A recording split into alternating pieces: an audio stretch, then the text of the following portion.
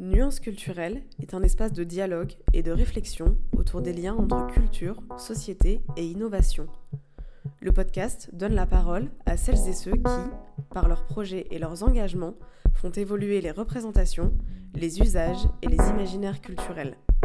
Une plongée au cœur d'initiatives inspirantes qui questionnent notre époque. Nuance culturelle, un podcast de Louvre-Lens-Vallée.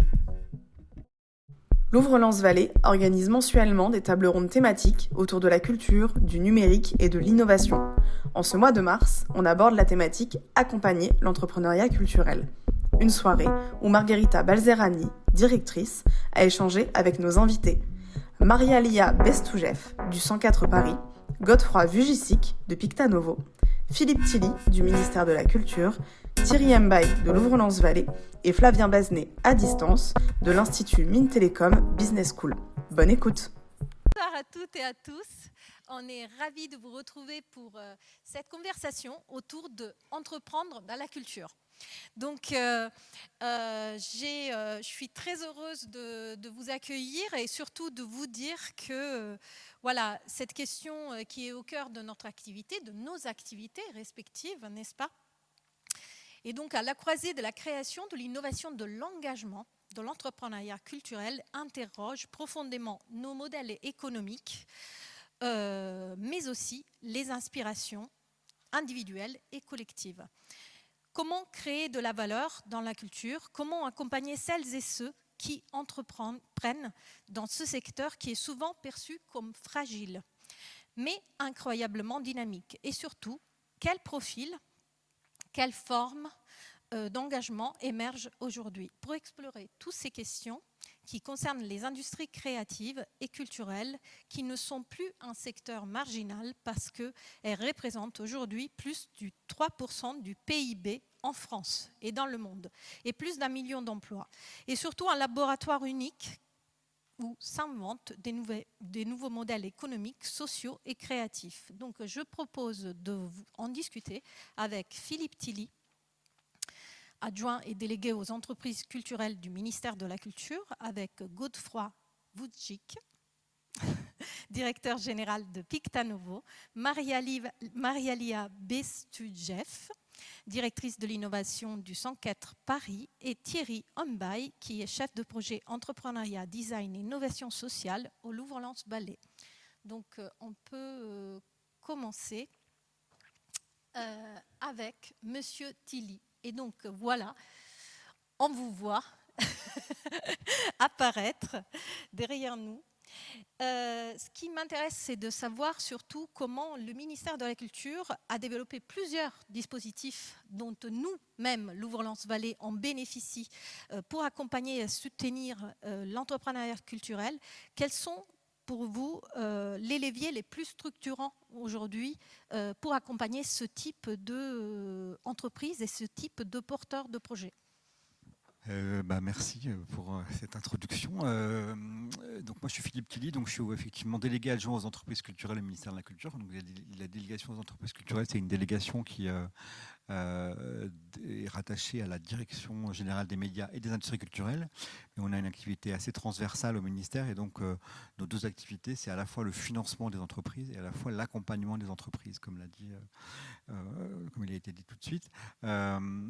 Alors, il faut savoir que le ministère de la Culture accompagne évidemment légitimement les artistes et la création, les auteurs, et que l'entrepreneuriat culturel, c'est assez récent, puisque depuis 2012, on a engagé une réflexion pour soutenir les entrepreneurs culturels et l'entrepreneuriat culturel. Alors l'entrepreneuriat culturel, c'est un mot assez générique, mais c'est très protéiforme l'entrepreneuriat, parce que pour nous, un auteur, un artiste, c'est un entrepreneur, puisqu'il doit entreprendre sa propre carrière. Mais évidemment, les enjeux et les leviers, comme vous dites, sont assez différents pour un artiste-auteur et pour une start-up qui vend des produits et des services, ou pour un commerce culturel, ou pour une entreprise plus traditionnelle. Et après, on peut aussi faire des sous-catégories avec les secteurs culturels, puisque en fonction de s'ils sont structurés en association, en coopérative, en entreprise, tout ça est aussi différent. Donc nous, l'action qu'on a menée en premier en 2012, c'est déjà de consulter les acteurs pour connaître bien leurs besoins. Et donc leurs besoins, ils sont assez simples, hein, au-delà du financement qui reste le moteur et le nerf de la guerre. Vous avez quand même pas mal de déficits à la fois en gestion et en management d'entreprise. Les entreprises ne sont pas formées à ça. Il y a aussi pas mal de conseils, manque de conseils sur les aspects juridiques, sociaux, fiscaux, comptables. Donc ça, c'est aussi un point important à développer. On a aussi un isolement des entrepreneurs culturels. Ils sont très isolés. Enfin voilà, ils ne partagent pas leurs problématiques forcément avec leurs salariés, ce qui est normal. Donc du coup, il y a une forme d'isolement. Il y a aussi des problèmes de locaux. Voilà. Tout ça, c'est des enjeux qui sont importants et sur lesquels on a voulu nous travailler à travers des actions concrètes qu'on mène depuis 2015 à peu près, qui sont l'organisation d'un forum Entreprendre dans la culture au niveau national. Oui, le forum Entreprendre dans la culture qui est aussi un moyen pour vous de mettre en lumière à la fois les initiatives de laboratoire ou d'incubateur. On aura l'occasion de parler du 104 Factory, qui est un petit peu notre sœur dans la question. Mais voilà, ce forum Entreprendre dans la culture, comment vous l'avez conçu et comment vous l'avez imaginé pour faire en sorte que cet entrepreneuriat culturel se différencie d'un salon, par exemple, comme Vivatech, qui présente toutes les technologies. Quelle est votre approche pour imaginer un événement qui est récurrent et dans lequel il y a de plus en plus de monde jusqu'à la déclinaison en région? Du coup, le forum Entreprendre dans la culture, il répond aux besoins qu'on a identifiés précédemment, c'est-à-dire les besoins de formation des entrepreneurs et aussi cette question de valorisation. Le forum, il a deux objectifs. Le premier objectif pour nous, quand on a créé ce forum, c'était de valoriser l'entrepreneuriat culturel. Puisque, comme je l'ai dit tout à l'heure, le ministère, il aide la création, il aide des artistes, mais on n'a jamais aidé vraiment les entrepreneurs. Et donc là, l'idée, c'était de valoriser les entrepreneurs, de les faire monter sur scène, de leur faire expliquer leur parcours, leur vision. Et puis la deuxième action, c'est d'accompagner concrètement les porteurs de projets, les entrepreneurs émergents, les entrepreneurs seniors, parce qu'on a aussi de plus en plus d'entrepreneurs seniors qui viennent au forum Entreprendre dans la culture. Et donc voilà, le forum, il a cette mission-là, c'est une mission de formation, c'est de la formation qui ne dit pas son nom, on va dire, même si on travaille, aussi sur les questions de prospective et tout ça. C'est vraiment, l'idée, c'est ça. Donc c'est d'abord cette déclinaison au niveau national et après c'est cette déclinaison en région qu'on a voulu faire pour justement que le forum aussi soit à la fois appréhendé par les DRAC, les directions régionales des affaires culturelles, qui travaillent quand même assez peu sur ces questions de l'entrepreneuriat, qui travaillent très beaucoup sur la question de la création, mais moins sur ces questions de l'entrepreneuriat. C'était d'abord pour eux aussi une façon de s'emparer du sujet, mais aussi de répondre aussi aux caractéristiques régionales, parce que chaque région a quand même ses caractéristiques, et donc l'idée c'était aussi de tenir compte de ces caractéristiques régionales. Alors, je dis que les DRAC n'étaient pas forcément très à l'aise avec l'entrepreneuriat, mais même chez nous, en administration centrale, on a beaucoup évangélisé. La question de l'entrepreneuriat n'est pas arrivée comme ça, c'est pas un sujet naturel. Merci beaucoup. On souhaitait vous donner la parole en premier parce que vous représentez un petit peu une étendue nationale et vous avez une politique nationale. Et ensuite, on voulait donner la parole à notre opérateur régional, ce qui est représenté aujourd'hui par Godefroy, qui est directeur général de Pictanovo. Et voilà, nous illustrer déjà comment Pictanovo accompagne cette filière, qui est la filière de l'image et qui est une filière extrêmement étendue, puisque dans la filière de l'image, il y a l'animation, le cinéma, les œuvres numériques et bien plus. Alors c'est intéressant, merci déjà pour cette invitation, merci pour ce temps de partage et peut-être pour cette recontextualisation qui est importante parce que c'est, tout ce qu'on fait est possible parce qu'il y a une parfaite coordination entre la politique portée par l'État et la politique portée par la région et une vraie volonté de la part du ministère de déconcentrer les actions, de ne pas juste être positionné à Paris et de pouvoir déconcentrer sur l'ensemble du territoire national, ultramarin ou je ne sais plus comment on dit. Hexagonal. Voilà, très bien, merci. Donc ça, c'est un premier point. Nous sommes liés, dans le cadre de la politique que nous portons pour le biais de la région Hauts-de-France, par un contrat État-région, qui est opéré en partie par le CNC, par le ministère de la Culture et par la région. Et donc, nous sommes amenés à pouvoir intervenir à différents endroits sur l'accompagnement que nous avons à l'endroit de projets.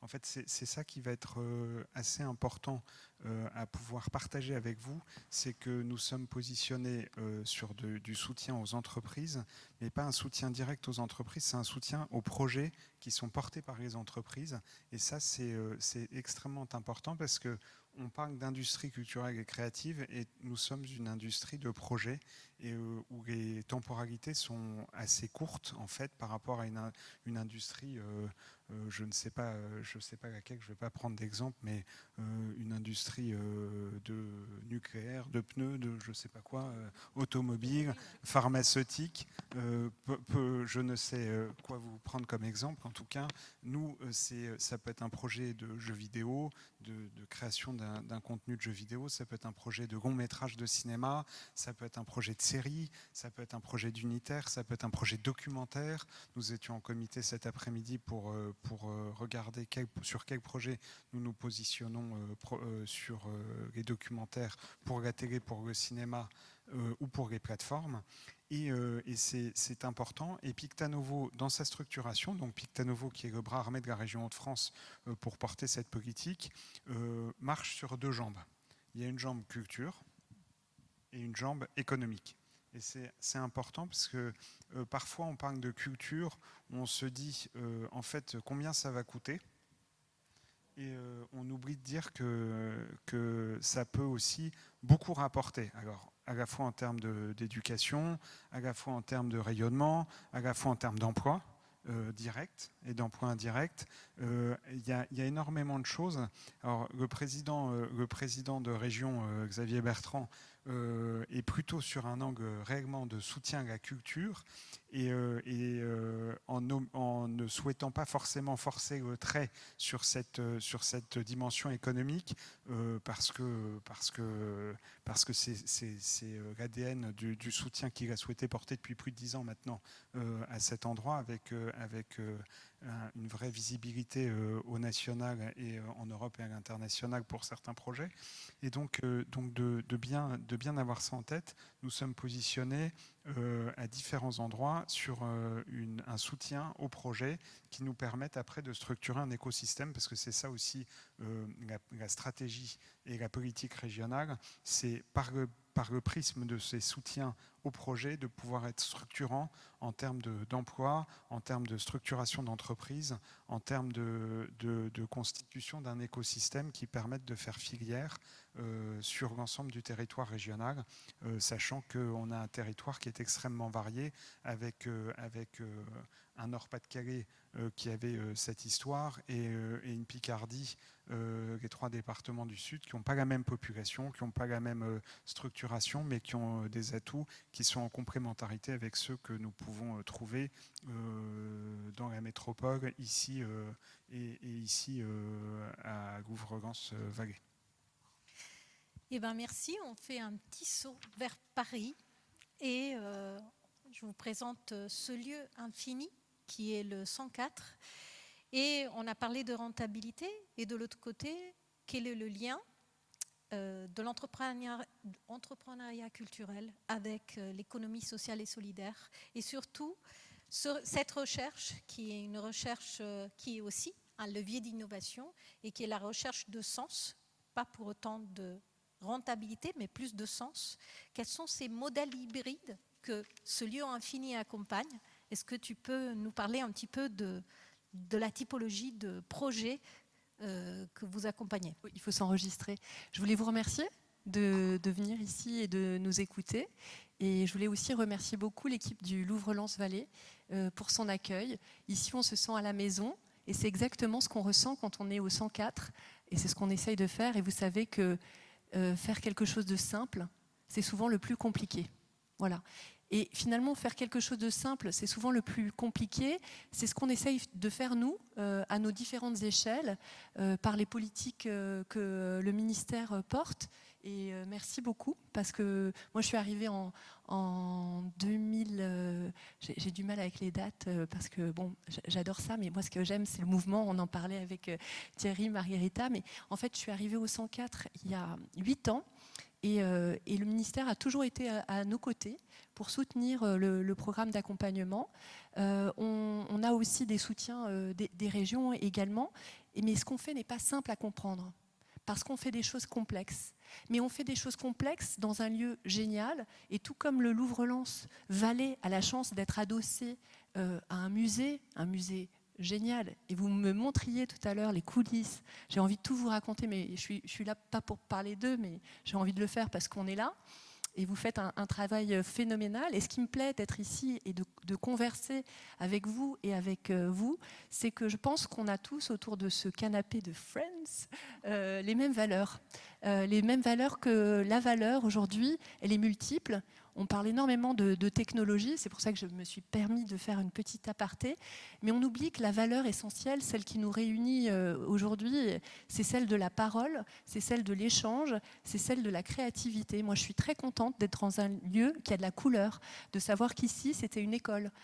C'est un lieu qui a une âme, c'est un lieu qui a du sens. Et les entreprises et les personnes, parce qu'au final, on accompagne des personnes, hein. On accompagne... Tu parlais de jeunes entrepreneurs seniors. À n'importe quel âge, on a envie de se réinventer. À n'importe quel âge, on a envie de créer. Et nous, ce qu'on accompagne, c'est des gens qui sont créatifs. C'est des gens qui ont envie de prendre des risques. Et ça, c'est formidable. Mais je vous le dis, c'est fatigant. C'est fatigant parce que vos collègues ne comprennent pas ce que vous faites. Mais c'est fatigant parce que vous apportez du support à des personnes qui prennent des risques et qui ne savent pas vraiment où ils vont. Mais vous pensez qu'ils ont la vision, ils ont l'énergie et surtout l'envie, on en parlait avec Thierry, l'envie d'entreprendre.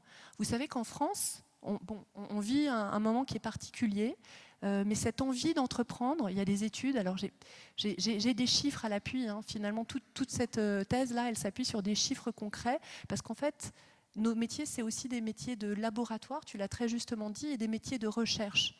Les concepts que l'on porte, ils sont fondés sur des éléments extrêmement rigoureux. Mais on crée de la mollesse, on crée de la complexité, mais elle est belle, elle est esthétique. Parce qu'on aime les lieux de culture, on aime la musique, on aime les musées, on aime le spectacle vivant. Le 104, c'est un lieu infini parce qu'il est pluriel, et nous sommes pluriels, finalement. Il est infini parce qu'il soutient à la fois l'émergence de la création, des jeunes compagnies de théâtre. Là, dans quelques jours, et dans notre lieu, les gens frétillent. On est en train de monter une exposition, c'est celle de circulation, une exposition qui se fait à plusieurs voix, par un co-commissariat de femmes, principalement, à travers le collectif Fêtard. Et avec cette équipe, on monte ce projet un peu fou de montrer des jeunes photographes les images de la jeune photographie européenne. On le fait, et alors qu'on débute ce festival, on pense déjà et on conçoit le festival qui va suivre autour de la danse. Et c'est un enchaînement infini d'événements festifs. La semaine dernière, c'était la musique.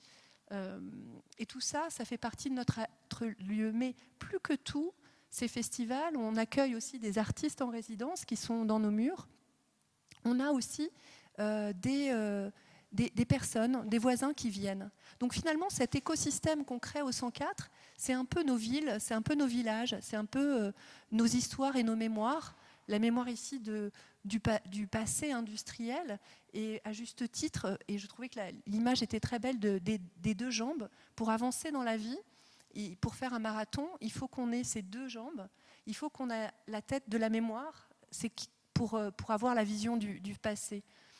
C'est important de penser le futur en regardant en arrière. Et pour moi, le futur est un futur ancestral, c'est-à-dire que j'adore la technologie et j'ai des équipes qui vont tellement vite dans l'adoption des projets. Parfois, j'ai besoin d'un petit temps de formation pour qu'ils me forment sur les nouveaux outils.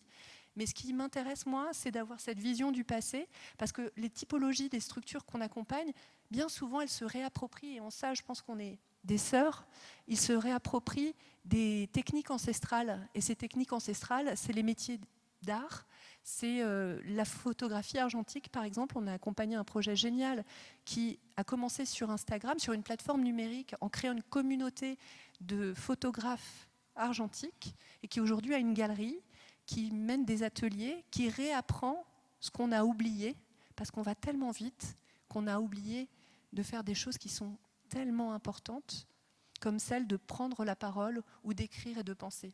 Et donc, nous, nos métiers, c'est de pouvoir aider à penser la complexité, à l'expérimenter. Donc, on n'a pas, je suis jalouse, hein, là-bas, on n'a pas de laboratoire comme ici, et le vôtre, il est génial, mais on a un laboratoire qui est vivant, qui est composé de personnes qui viennent pratiquer le lieu. Je vous parlais de nos habitants et nos habitantes qui sont là. On a aussi une maison des petits qui accueille des familles, et mes collègues sont des artistes et des psychologues. L'écoute, comprendre. Pour pouvoir créer, il faut écouter. Si vous ne savez pas écouter vos usagers, si vous ne savez pas comprendre quel est le besoin, vous allez créer des choses qui n'ont aucun intérêt. Si vous créez des choses qui n'ont aucun intérêt, vous avez compris ?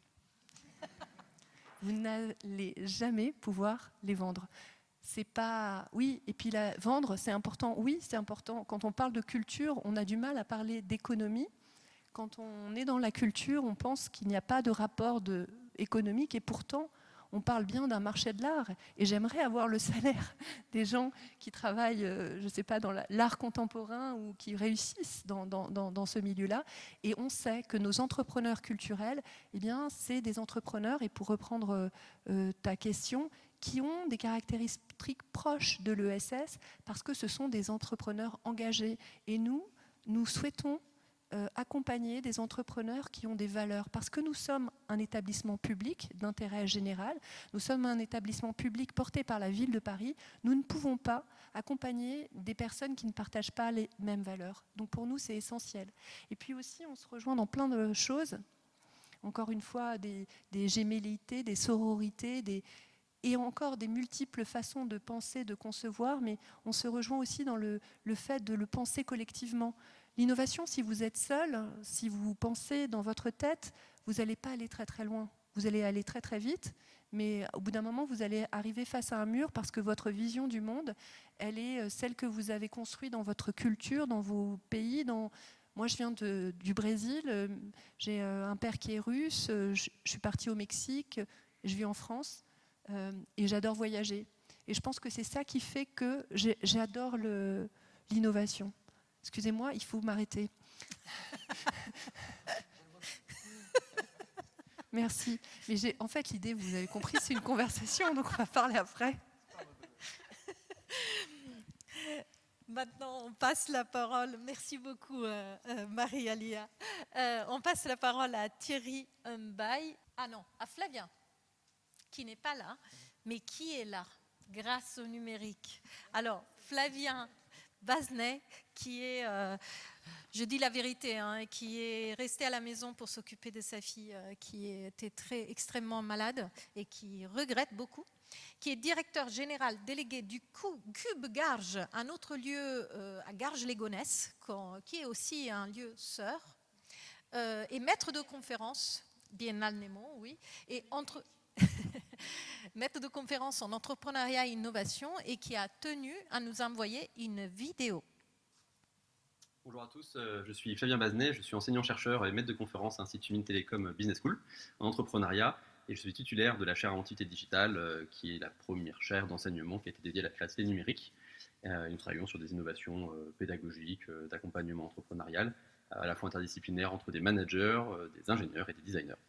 Alors en parallèle de cette carrière académique, j'ai lancé plusieurs projets, un tremplin artistique pluridisciplinaire, un label de musique associatif, une start-up orientée design d'information cartographique pour favoriser la consultation publique, et puis une agence de communication et d'influence où j'ai la chance d'accompagner des dirigeants et des projets créatifs. Et aujourd'hui, j'ai la chance de participer à un projet d'intrapreneuriat au sein du Cube Garges aux côtés de Nils Asiosmanov, et là en tant que directeur général délégué. Et donc le Cube Garges, c'est un centre culturel de 10 000 m² qui tente de cultiver le renouveau créatif. Donc c'est un lieu à la fois de pratique et de diffusion, à la croisée entre art, technologie et société. Et au sein du Cube, on accompagne plutôt des projets de développement culturel dans un cadre plutôt associatif, mais qui sont souvent des formes de démarrage de projets d'entrepreneuriat derrière ou de projets d'entrepreneuriat culturel. Voilà, et au CubeGarge, nous on favorise beaucoup la partie émergente, l'industrie culturelle et créative. On le voit, pour faire un comparatif avec la filière d'Hollywood, qui sait très très bien produire, diffuser derrière les réalisations. Mais pour que des réalisations et des grands films existent, il faut avant des grands réalisateurs où il y a des bassins, des bacs à sable d'émergence où on peut venir tester, prototyper, se faire accompagner. Donc c'est là où on se positionne avec le CubeGarge dans la pratique et la diffusion. Voilà, donc je suis désolé aujourd'hui, je ne peux pas malheureusement pas être avec vous. Je suis vraiment désolé de ne pas participer à cette conversation en direct. Je suis retenu par des obligations familiales, donc voilà, j'ai annulé les dernières minutes et j'en suis vraiment désolé pour toute l'équipe du Louvre Lens Vallée. Mais je tenais cependant, de manière un peu sommaire, à partager avec vous quelques réflexions à la demande de Margherita, qui pourront peut-être servir à alimenter ou peut-être ouvrir les discussions aujourd'hui. Alors la première piste que je voulais peut-être ouvrir concerne la compréhension de ce qu'est entrepreneuriat culturel, et là je prends une casquette d'enseignant-chercheur. Je pense qu'il faut mieux comprendre pour mieux accompagner, et on constate aujourd'hui qu'il y a un vrai intérêt autour des industries culturelles et créatives dans la recherche française, notamment la recherche entrepreneuriale, où on cherche à mieux comprendre les parcours entrepreneuriaux de ces parfois artistes créateurs, et donc on s'intéresse à ça, et d'ailleurs là on porte un numéro spécial au sein d'une des 2 grandes revues d'entrepreneuriat académique qui s'appelle Entreprendre et Innover, et là on a lancé un appel à contribution sur un sujet dont le thème est réinventer l'entrepreneuriat culturel, levier d'action pour les acteurs de terrain. Et donc c'est un numéro qui a pour objectif de s'intéresser à plein de questions qu'on soulève aujourd'hui en recherche, qui pourront certainement demain alimenter nos réflexions, et on s'intéresse par exemple aux trajectoires et pratiques des entrepreneurs culturels face à l'incertitude. Comment les entrepreneurs culturels articulent à la fois la création, le côté créatif et la viabilité économique, ainsi que l'engagement collectif. Quelles sont les ressources, les collaborations qui leur permettent de s'adapter à un environnement aujourd'hui instable. Est-ce que ce sont des parcours singuliers d'entrepreneuriat.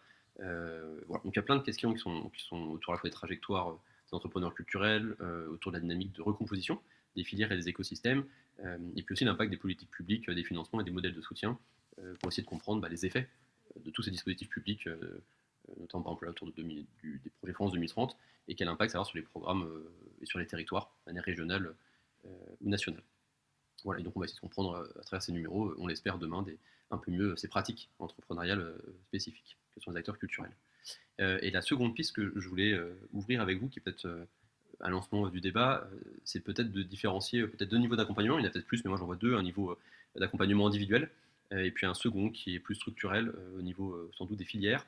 Alors concernant le niveau individuel, évidemment Thierry, Godefroy, Mariala pourront en parler certainement mieux que moi et en direct pendant le débat.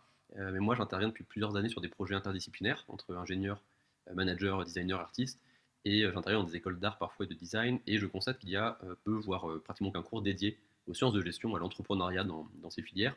Et pourtant, bon nombre d'étudiants vont demain porter des projets, soit en tant qu'indépendants, ou voire plus sur des projets d'entreprises plus larges et qui pourront se développer.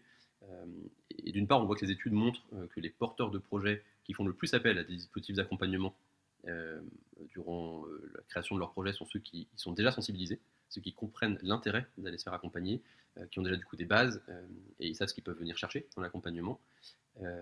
Et donc là, voilà, ne pas avoir de sensibilisation à ça, c'est quand même un peu gênant. Et il semble sans doute nécessaire du coup d'intégrer peut-être plus rapidement dans ces filières des cours, notamment d'entrepreneuriat, pour déconstruire des mythes. Il y a beaucoup de mythes autour de l'entrepreneuriat. Moi, j'ai beaucoup travaillé sur l'image des mythes autour de l'entrepreneuriat numérique, des startups, etc. Et donc, je pense on constate que c'est quand même ça crée des biais, et ces mythes sont partagés par les porteurs de projets. Et puis aussi faciliter peut-être les bonnes mises en perspective, d'apprendre les bonnes questions à se poser, apprendre des méthodologies de raisonnement intellectuel, aussi des outils pour gagner du temps. Voilà, donc je pense que ça peut être intéressant d'accompagner plus tôt dans les filières l'entrepreneuriat. D'ailleurs, c'est un travail formidable que fait le Louvre Lens Vallée au sein de ses programmes, mais qui pourrait effectivement intervenir plus tôt. Voilà. Et le second niveau d'accompagnement structurel se situe peut-être au niveau des filières. Et ici, on peut sans doute s'inspirer de différents modèles. Voilà, il y a des modèles québécois qu'on observe souvent qui méritent d'être analysés. Il y a beaucoup d'études en recherche sur le sujet. Donc c'est intéressant de voir, même si ce n'est pas le même contexte du tout.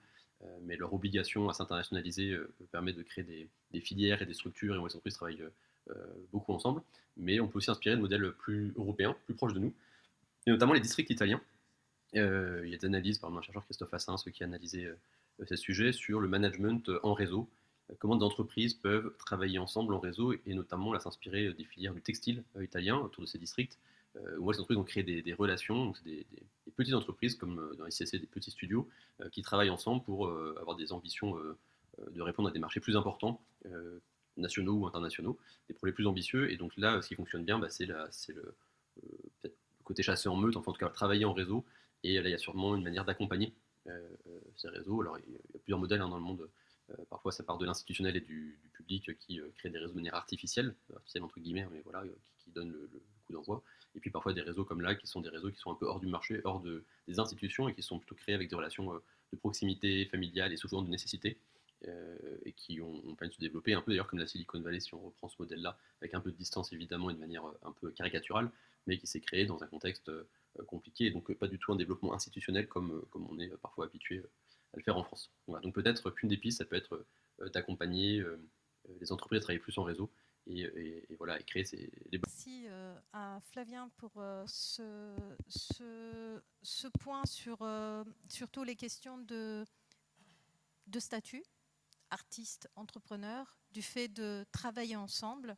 En tout cas, ce que je voulais déjà donner la parole à Thierry pour Thierry Mbaye, qui accompagne au quotidien nos entrepreneurs, nos entrepreneuses, peut-être parler déjà de l'approche de Louvre-Lens-Vallée, comment nous accompagnons, et surtout, on a parlé beaucoup de quête de sens, de reconversion, comment cela se manifeste dans l'entrepreneuriat culturel aujourd'hui, quels sont les profils, ces nouveaux profils d'engagement, et comment ils apparaissent, et comment ces compétences vont évoluer, ce fameux pas de côté.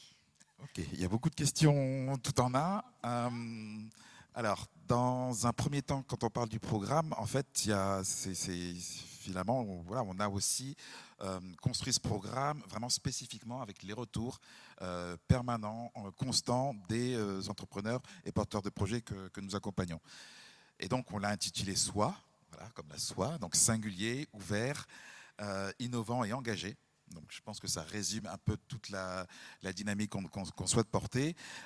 L'idée, c'était pas non plus d'être une copie carbone de cours d'école de commerce. Voilà, ça, il y a des écoles pour ça, il y a d'autres acteurs pour ça. Et ce qui est intéressant, c'est justement de travailler déjà entre différents acteurs d'accompagnement d'entreprise. Il y a des réseaux, il y a la BGE, il y a la CCI, il y a la CMA. Comment on travaille avec eux? On ne va pas faire à leur place, on va être dans le prolongement et en articulation avec ces structures-là.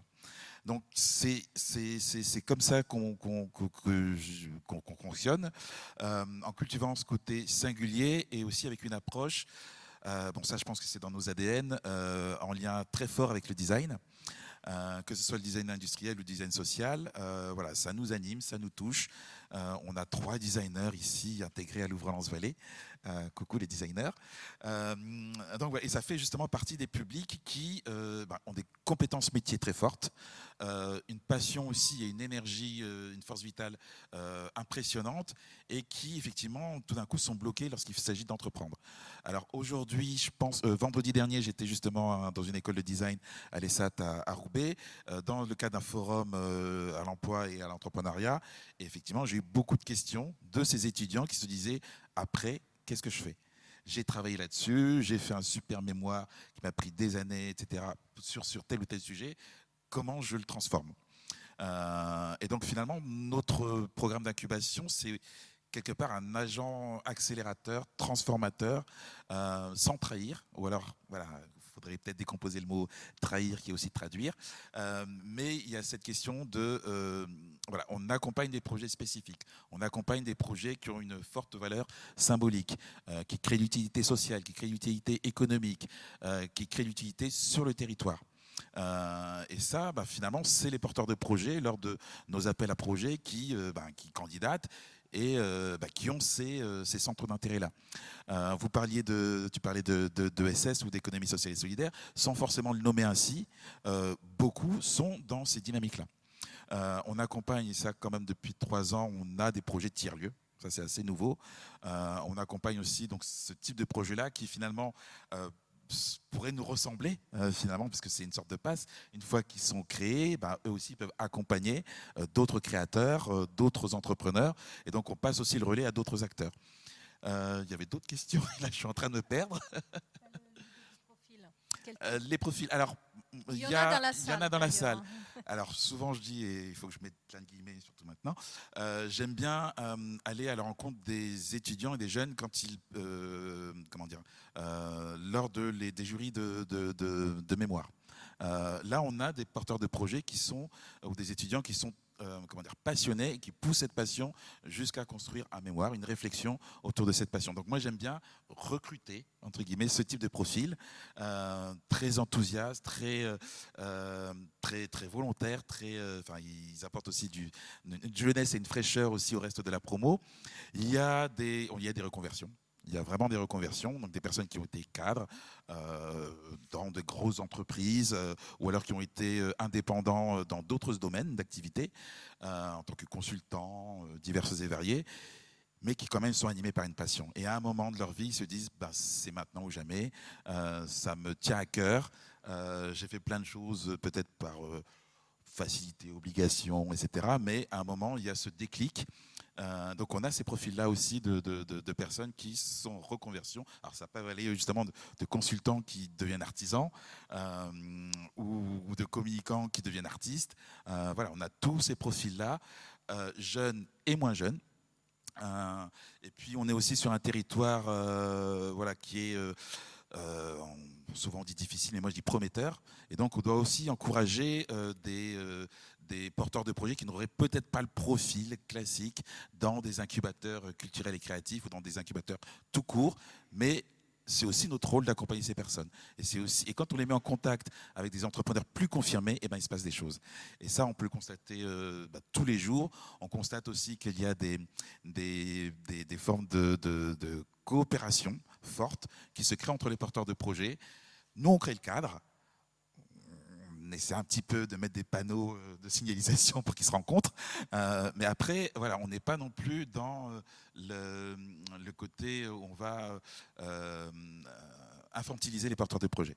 Il faut vraiment les considérer aussi comme des porteurs d'expérience.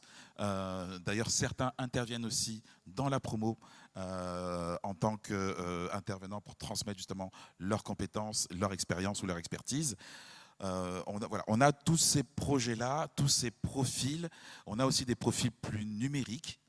Mais quand on dit numérique aujourd'hui, on creuse un petit peu, on se rend compte qu'ils étaient aussi dans la culture avant. Donc il y a toujours ce lien passion. Je pense que c'est le maître mot, c'est ce lien passion qui mène, voilà, on est passionné de jeux vidéo, à un moment on crée une entreprise ou on crée un projet en lien avec le jeu vidéo. On est passionné par peut-être les dispositifs des nouvelles technologies qui permettent de créer des mappings interactifs. Bim, il y a des gens qui vont développer d'abord pour eux, puis ensuite, petit à petit, ça va rencontrer un public. Et notre rôle, c'est aussi permettre de rencontrer les clients, en fait, les potentiels clients, que ce soit des particuliers, que ce soit des entreprises, que ce soit des musées, que ce soit des collectivités. Et ça illustre le modèle économique qui est très hybride, qui peut passer par des appels à projets, qui peut passer par des appels à manifestation d'intérêt, des réponses à des marchés publics, des réponses à des projets européens, de la commercialisation classique. Tout ça est hybridé. Et en plus, avec les formes juridiques, donc on a toutes les formes juridiques de la micro-entreprise à la start-up. On a aussi des projets qui sont et ça c'est aussi en lien avec l'ESS, dans les CAE. Donc le rôle des CAE est aussi très intéressant parce que ça sécurise aussi des parcours, surtout au début. Et ça crée aussi, on parlait d'isolement des entrepreneurs, ça crée déjà du collectif. Ça crée déjà un partage, ça crée déjà un réseau.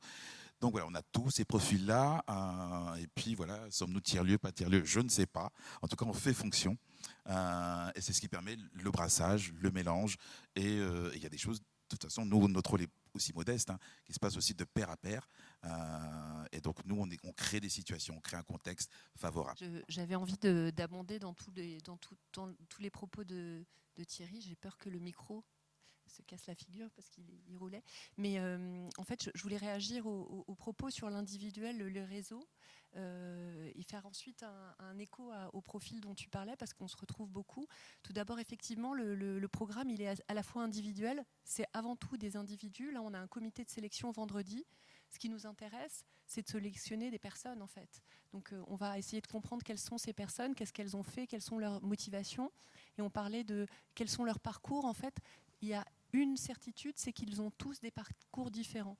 Moi, j'avais fait une étude sur un programme France 2030, métiers et compétences d'avenir, et on s'est rendu compte, et en fait, souvent la compréhension des parcours est intéressante. Ce que je me suis rendu compte, c'est que peu importe l'âge de la personne, mais c'est des personnes qui très tôt ont eu des envies et très tôt ont eu des responsabilités. Et aujourd'hui, dans le monde de la culture, il y a énormément de jeunes qui ont beaucoup de compétences. Je vois mes collègues qui ont fait des masters et des masters et des masters, et la réalité du monde de la culture, c'est très peu d'emplois. C'est un milieu qui est excessivement complexe. On parlait de chiffres tout à l'heure. Il y a une étude récente d'un cabinet qui pointe que le secteur de la culture aujourd'hui, c'est le secteur où il y a le plus de concentration. Donc il y a beaucoup d'initiatives à l'échelle territoriale, mais ça reste très concentré au niveau régional et en particulier en Île-de-France. Donc il y a énormément de compétition. Il y a ce besoin d'accompagnement, et en fait on est de moins en moins nombreux aujourd'hui, les incubateurs culturels, et on est à l'image des personnes qu'on accompagne, on est hybride.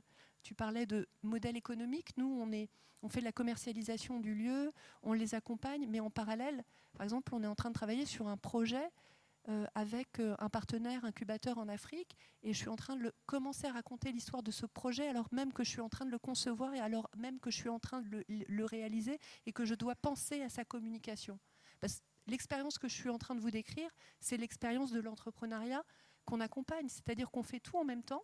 Donc on doit accompagner des personnes qui ont une force infinie, qui ont une capacité de compréhension de la complexité, une capacité à se saisir de plein de canaux et de métiers, qui font plein de métiers à la fois, et qui sont tous singuliers, mais qui ont cette envie et qui ont eu très tôt des responsabilités qui leur ont donné envie, accès à des réseaux particuliers, dans des domaines particuliers, ou accès à des techniques qui ont de la valeur, et comment est-ce qu'ils vont pouvoir essayer de le rendre visible.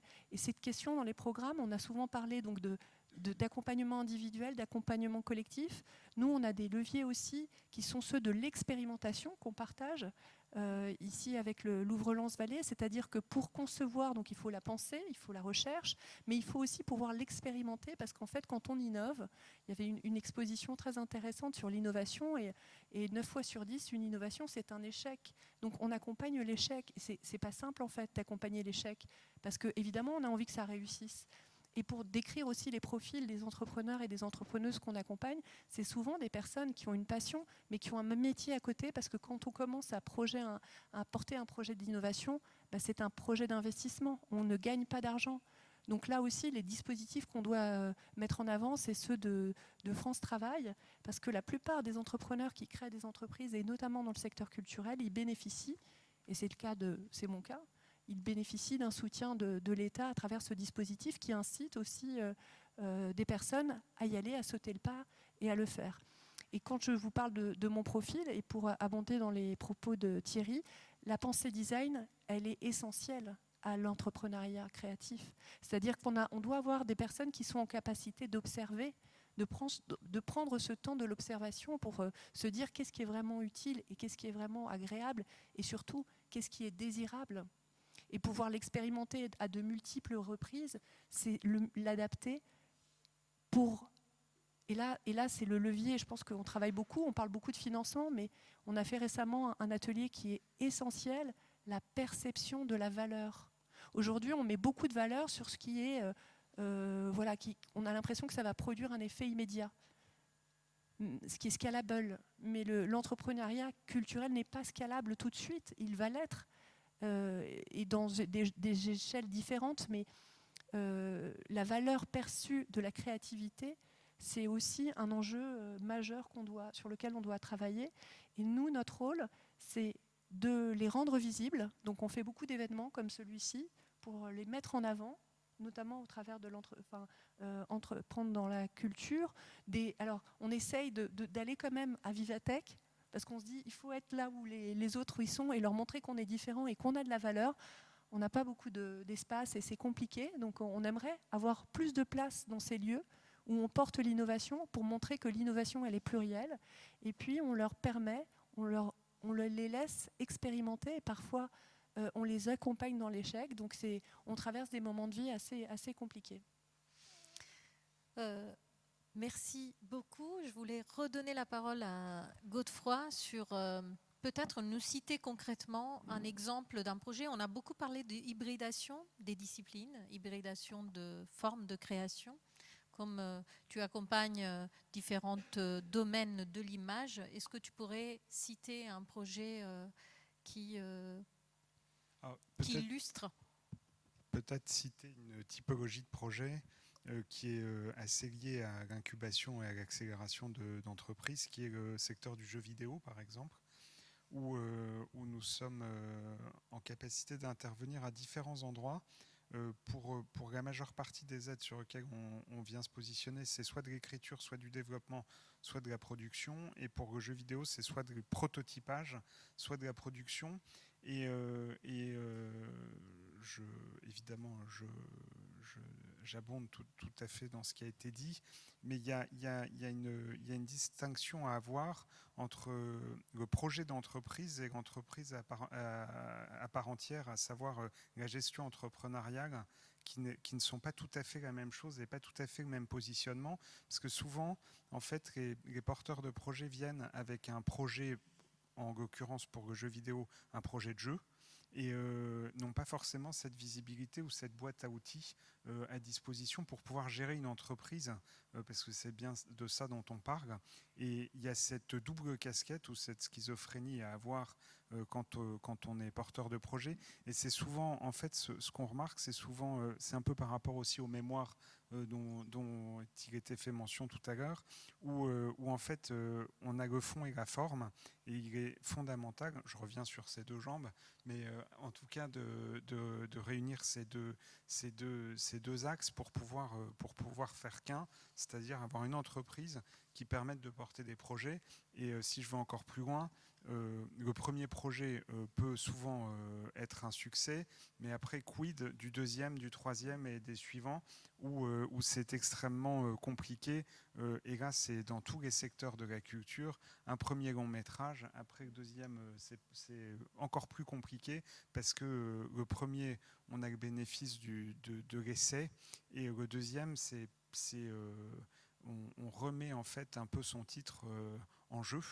Et on recommence, je prends des métaphores qui font sourire, mais il y a un peu de ça, et c'est souvent en plus sur du long cours, parce qu'un long métrage, en gros, on constate que c'est entre 5 et 7 ans pour pouvoir écrire, guider, écrire, développer, produire et arriver en salle, et de repartir avec un projet en s'inscrivant dans un projet entrepreneurial, c'est assez complexe, parce qu'après on se rend compte qu'il faut avoir plusieurs projets qui cheminent de concert pour que l'entreprise existe. Je voulais réagir, mais je vous ai dit, il faut m'arrêter si je parle trop. Et par rapport au programme d'accompagnement, nous, on est en train de repenser justement la structuration du programme, et on est tout à fait alignés en se disant qu'il faut un socle commun. Pour construire une maison, une école qui accompagne, il faut des fondations. Et donc ce socle commun, c'est outiller tout le monde au même niveau. Et on se rend compte que dans la vie, il y a des gens qui ont fait des écoles de commerce, il y a des gens qui ont fait des écoles d'architecture, il y a des personnes qui ont fait des études littéraires.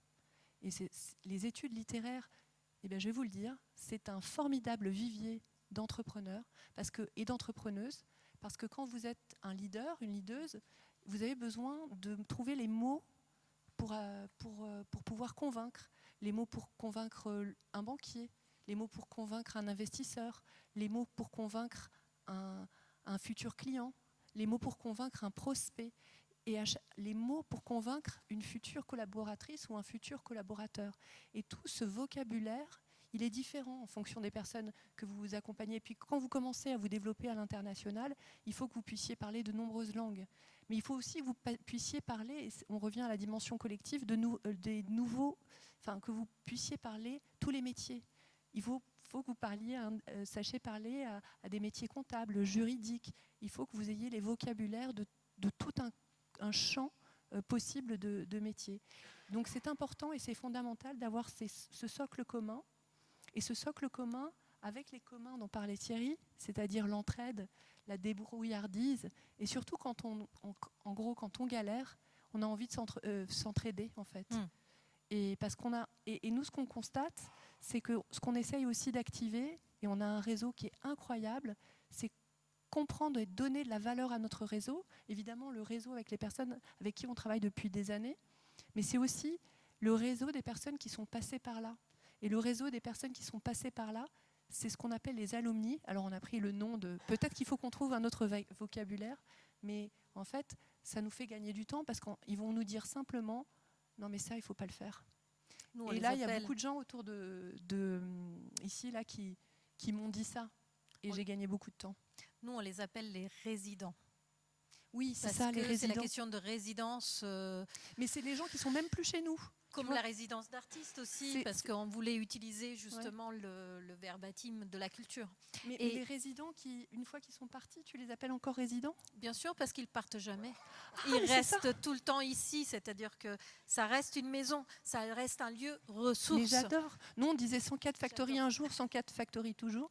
La maison, elle est chez... Ouais, c'est pas mal. Oh, allez, on fait un commun. Voilà. Je peux prendre. Moi, je voulais vous dire un mot qui est le mot Aliou. Est-ce que ça vous parle ? Je me retourne vers Monsieur Tilly. Qu'est-ce que c'est le Aliou ? C'est la vague culturelle coréenne. Et en fait, en 1990, la Corée du Nord met en place un plan de soft power. Du Sud, bien sûr. Quand je parle de la Corée, forcément, c'est la Corée du Sud. Et donc, c'est la création d'une véritable politique publique dédiée avec des fonds, des quotas, du soutien à l'export.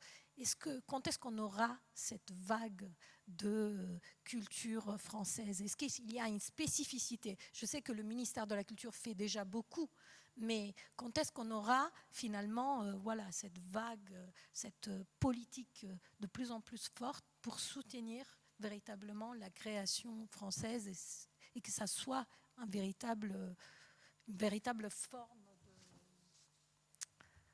comme ça l'a été pour la culture coréenne, c'est-à-dire la K-pop, comme ça a été Parasite, tous ces objets culturels qui sont des formes d'affirmation d'une identité, d'une culture. Alors je sais que c'est toujours très confortable d'aller regarder ce qui se passe ailleurs, parce que c'est assez commun, mais je pense que la France n'a pas à rougir de l'investissement qu'elle met dans sa culture. Le budget du ministère de la Culture, c'est quand même 8 milliards, il faut quand même le rappeler, même s'il y a 4 milliards, voire 3,7 millions qui est de l'audiovisuel public, mais le reste, c'est quand même soutien à la création, et soutien à la diffusion, soutien à la production, à la distribution. Donc il y a énormément de choses qui sont faites pour la culture. Là, récemment, le plan France 2030 a aidé une catégorie d'acteurs de la culture, puisqu'on avait aussi 1 milliard supplémentaire sur la culture. Je vois pas. Enfin, pour moi, le problème, il n'est pas financier. C'est-à-dire qu'aujourd'hui, si vous faites de la culture, si vous voulez produire, diffuser, distribuer, vous trouvez de l'argent. C'est pas du tout un problème. Il y a évidemment la K-pop, mais la K-pop en Corée, il n'y a que ça. Aujourd'hui, en France, on soutient aussi nous la diversité culturelle. C'est une des actions très importantes du ministère. Donc, je peux même pas détailler tout ce que le ministère fait, mais tout ce que les régions font aussi, parce que il faut quand même rappeler que c'est un équilibre entre les politiques nationales et les politiques régionales, comme l'a dit Godefroy tout à l'heure. Mais il y a énormément d'argent pour la culture aujourd'hui. Au-delà de l'argent qui est le nerf de la guerre, on voit chaque jour. C'est assez symptomatique parce que le modèle coréen en fait est une duplication du modèle français qui se sont appropriés, mais ce qui est très très bien. Au niveau culturel, ce qui se passe dans le spectacle vivant avec le Conservatoire d'art dramatique, National supérieur d'art dramatique, le Conservatoire national supérieur de musique et de danse de Paris et de Lyon, les établissements supérieurs, le maillage qu'il y a sur l'ensemble du territoire avec toutes les écoles de transmission culturelle et qui a servi de modèle en fait au monde entier. Et c'est du soft power français à la base, et sauf que c'est tellement bien ancré partout qu'on oublie que ça vient de la France au départ, et c'est pas pour faire cocorico ou je ne sais quoi, c'est juste que ça a tellement rayonné et on a tellement fait de soft power des gens en amont qu'en fait, on se rend même plus compte que quand le modèle coréen revient, c'est le modèle coréen qui est une duplication du modèle français avec des différences, et fort heureusement, et c'est cette diversité que l'on appelle de nos voeux, tous, je pense, mais c'est quand même d'ici que ça part, avec le siècle des Lumières, la littérature, tout ce qui s'est passé, ça part d'ici aussi. Oui, et des mécanismes de financement qui sont copiés, enviés par le monde entier, que ce soit le modèle du CNC, que ce soit le modèle du CNL, du CNM, voilà, sur les taxes affectées, sur tout ça, c'est quand même des choses qui font qu'aujourd'hui, on ne peut pas se plaindre d'une politique culturelle. Un nombre de films, Godefroy le saura mieux que moi, mais qui est à peu près 200 ou 200 à peu près par an. Quoi ? À peu près, oui, plus, je pense. Plus aujourd'hui. On n'est pas loin de 400 longs métrages, me semble-t-il. Et sur les autres pays européens, on est on est le troisième cinéma mondial derrière les États-Unis et l'Inde. Mais enfin, en gros, c'est le trio. Oui. Avec l'audiovisuel, le Brésil, El Mundo et tout ce qui se fait au Brésil, avec un autre modèle qui rayonne aussi très largement. Il y a énormément de choses, mais c'est des modèles différents, fort heureusement, parce que ça permet aussi de s'enrichir avec des approches. Et je pense que c'est la croisée des modèles qui sont intéressantes dans nos innovations. Je suis têtu, hein. Donc je viens du monde des musiques électroniques, et quand on parle de soft power, en fait, la French Touch, je veux dire, dit tout. Alors dit tout aussi de l'histoire, c'est-à-dire que c'était des avant-gardistes qui étaient d'abord obligés de s'exporter avant d'être connus en France et puis de repartir, etc. etc. On oublie toute l'histoire dans la musique électronique de Pierre Schaeffer, etc., de Radio France. Le GRM d'IRCAM, ils sortent un nouveau... Bon, c'est un peu geek, hein, mais ils sortent un nouveau logiciel. C'est badass, pardon. On a des grandes marques comme Arturia en termes de synthétiseurs. Et moi je tiens spécifiquement à la citer, Émilie Gillet, qui a quand même créé un code source pour des synthétiseurs qui sont utilisés et récupérés dans le monde entier. C'est un peu l'équivalent de VLC, dont on ne sait pas ce que VLC permet. Donc c'est français et ça permet de regarder toutes les streaming, les vidéos que vous voyez, Netflix, etc. fonctionnent aussi sur des bases VLC. Donc il y a, pour moi, alors peut-être que c'est un de grande, peut-être que c'est niche, mais il y a des talents. Il y a, je pense, dans cette French Touch, il y a vraiment ce côté avant-garde, ce côté inspirateur, voilà. Et voilà, moi je salue ce que fait l'IRCAM. Et l'IRCAM, pour moi, c'est un très bon exemple. Bon, Flavien, il est malheureusement pas là, mais le Cube Garge, enfin, moi, ça m'a nourri, je le dis. J'ai vu des projets là-bas, mais vraiment de toute beauté. Il y a un projet que j'aime bien, je t'ai déjà dit, c'est Hérétique, du coup, qui sont incubés chez vous. Voilà. Voilà. Donc, il y a pour moi un talent. On le voit, alors j'arrive jamais à le dire, Southwest, machin, au Texas. Voilà, merci. Et donc là, voilà, on a quand même la culture française a été très présente. Donc moi, je pense aussi peut-être aussi ce qui m'anime, c'est aussi soutenir cette créativité, soutenir peut-être ces projets qui sont d'avant-garde ou qui sont un peu perchés, il faut le dire, mais qui créent du sens, qui créent du lien, qui interrogent, qui bousculent. Et en fait, on regorge de ces projets-là. Donc moi, finalement, mon rôle, c'est vraiment d'être à l'écoute de ces projets et juste d'essayer de créer un cadre pour qu'ils puissent se développer. Mais on a ces talents-là et il faut peut-être regarder dans les marges. Et c'est ça aussi qui est intéressant, c'est qu'il y a des marges. Il y a plein de gens, on parlait d'analogique tout à l'heure, il y a des gens qui... Voilà, il y a aussi ce côté rétro-futur qui réinterroge les technologies, qui vraiment... Et les artistes ont très tôt posé ces questions-là. Moi, je me souviens... Alors après, j'arrête pour le côté geek, hein, mais je me souviens de la carte Arduino, l'arrivée de la carte Arduino, donc c'est qui permettait de créer des objets connectés. Je fais très simple. Être vraiment très simple. Les artistes s'en sont emparés très vite, avant même les entreprises, pour créer déjà des interconnexions. Et finalement, les entreprises ont pu récupérer des briques qui étaient développées par la communauté de ces artistes pour développer leurs propres projets. Voilà, donc il y a une histoire de l'innovation en France, il y a une histoire c'était quoi, le concours Lépine. Moi, je voulais être inventeur quand j'étais gamin, donc quelque part, ouais. mais voilà, on invente beaucoup. Par contre, effectivement, les modèles au début, ils sont fragiles. Ils n'ont pas encore leur marché. On ne peut pas parler de levée de fonds. En tout cas, au début, c'est très difficile dans le champ de la culture de parler tout de suite de levée de fonds. Donc voilà, il y a des modèles et j'aime bien. Alors, après, c'est pas moi qui crée cette analogie, mais quelquefois, l'entrepreneur, c'est celui qui saute dans le vide et qui fabrique ses ailes en chutant. Voilà. Et nous, on essaie de faire en sorte que ces ailes tiennent. Mais il y a de ça aussi, il y a de l'incertitude, il y a de la prise de risque. Et quelquefois, on se plante. Donc, on remonte à cheval et on fait mieux. Voilà. Non, je disais que juste, on ne markete pas assez notre culture et ses soutiens, donc on va trouver une solution pour le faire. On va inventer une vague, je sais pas.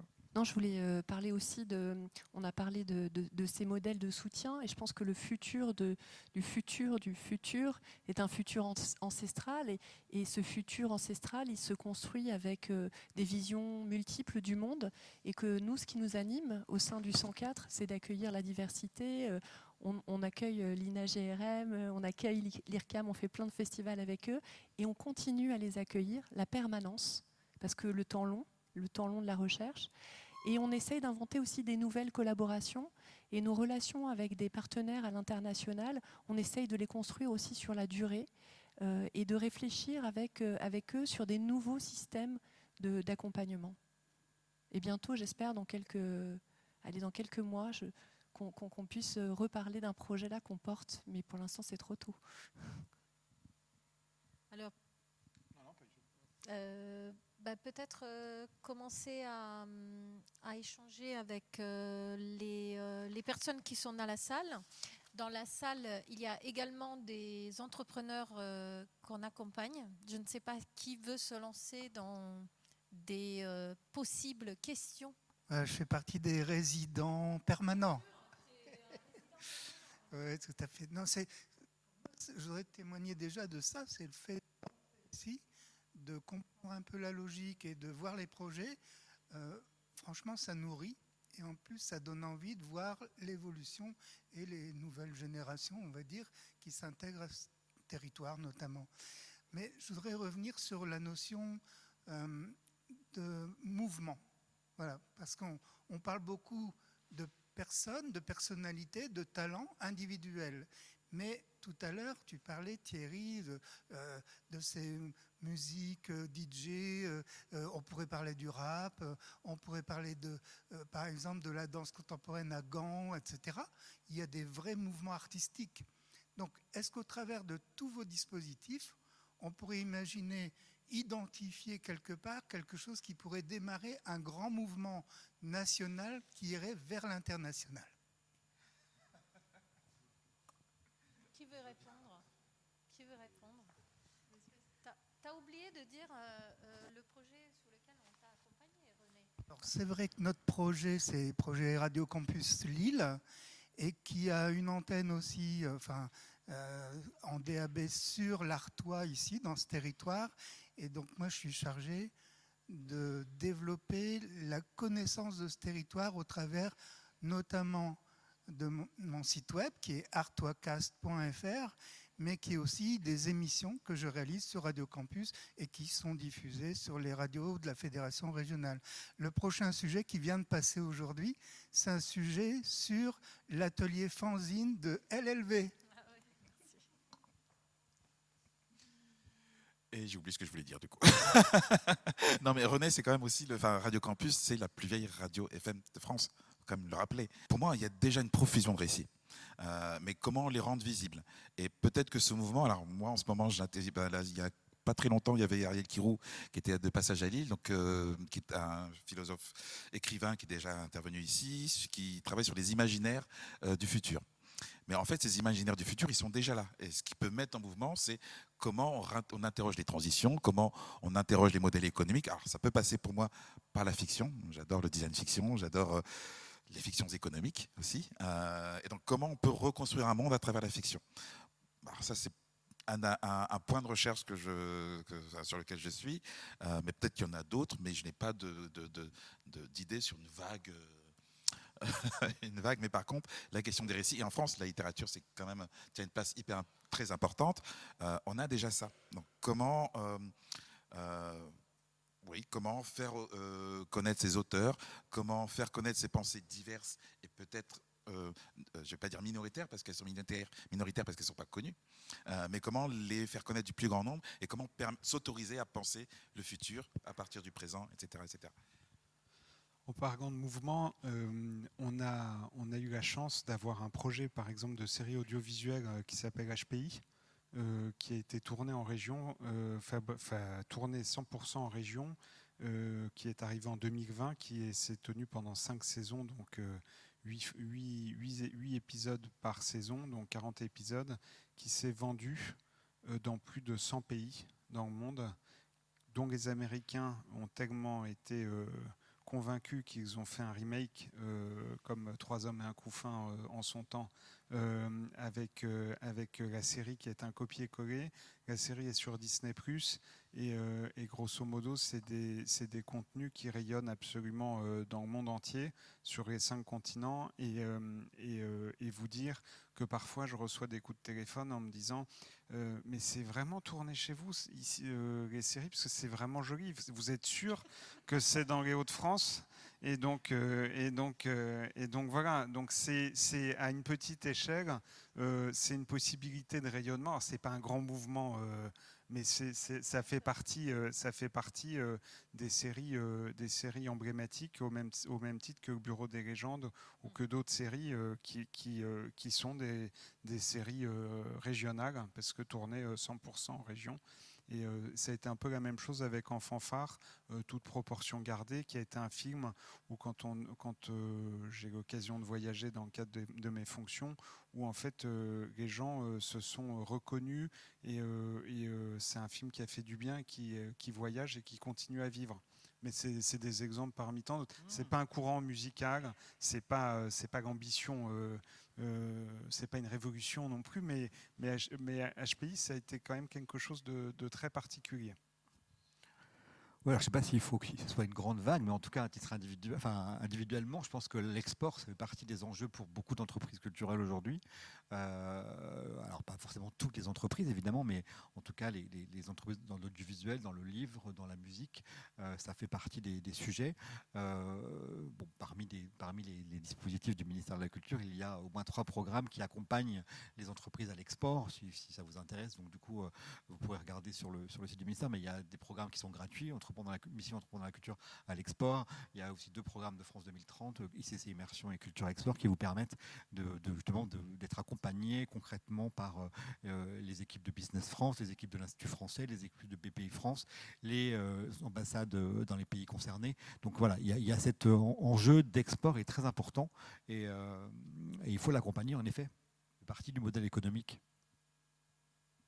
Et je pense, pour reprendre votre question, que l'enjeu, c'est le mouvement, évidemment.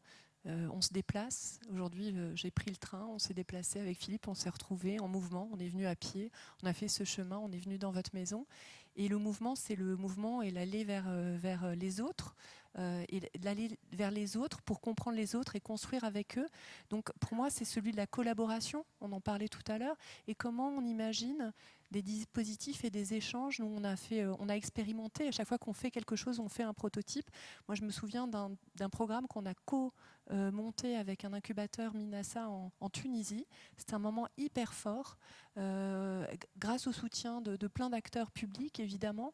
Et comment on crée cette rencontre. Et au départ, on s'était dit, on va faire un appel à projet, un peu comme les appels à résidence, pour que les personnes puissent produire ensemble quelque chose. On sait comment c'est difficile de faire déjà son projet, de faire son entreprise et que cette entreprise soit réelle. Là, leur demander de faire ensemble un film en quelques mois alors qu'il faut 5 ans, c'est impossible. Donc, on a revu notre copie, on s'est dit ok, c'est ce qu'on avait dit, mais c'est pas tout à fait ça qu'il faut faire. Et on a créé des binômes. Et ces binômes, on les a créés par affinité. Et au fil de l'expérience de cette aventure collective, on a construit des choses qui ne s'étaient vues nulle part ailleurs. Un artiste violoniste qui dialogue avec des personnes qui font du VJing et du mapping. Et c'était pour moi un des programmes les plus intéressants que j'ai jamais vus.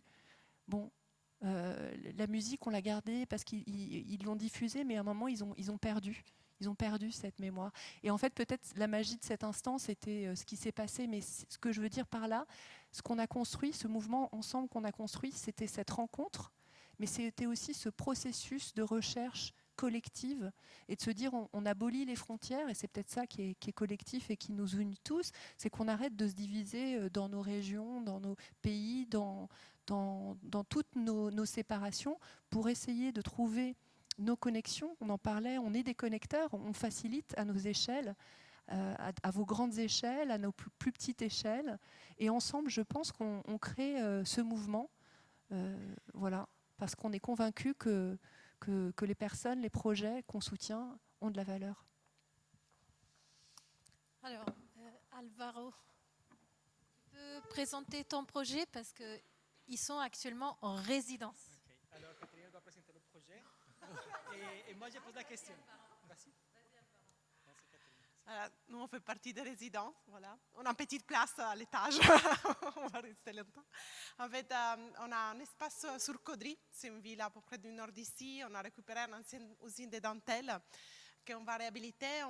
Tout ça va être lié au mode de transition. On va travailler les transitions alimentaires avec un restaurant vegan. Après, il va y avoir un espace aussi de galeries, d'exposition et de résidences logement pour des artistes. On travaille déjà dans le secteur de la mode, comme ça on va créer une collection d'accessoires, tout en fibre végétale, comme ça il va avoir aussi les transitions d'un point de vue de la mode.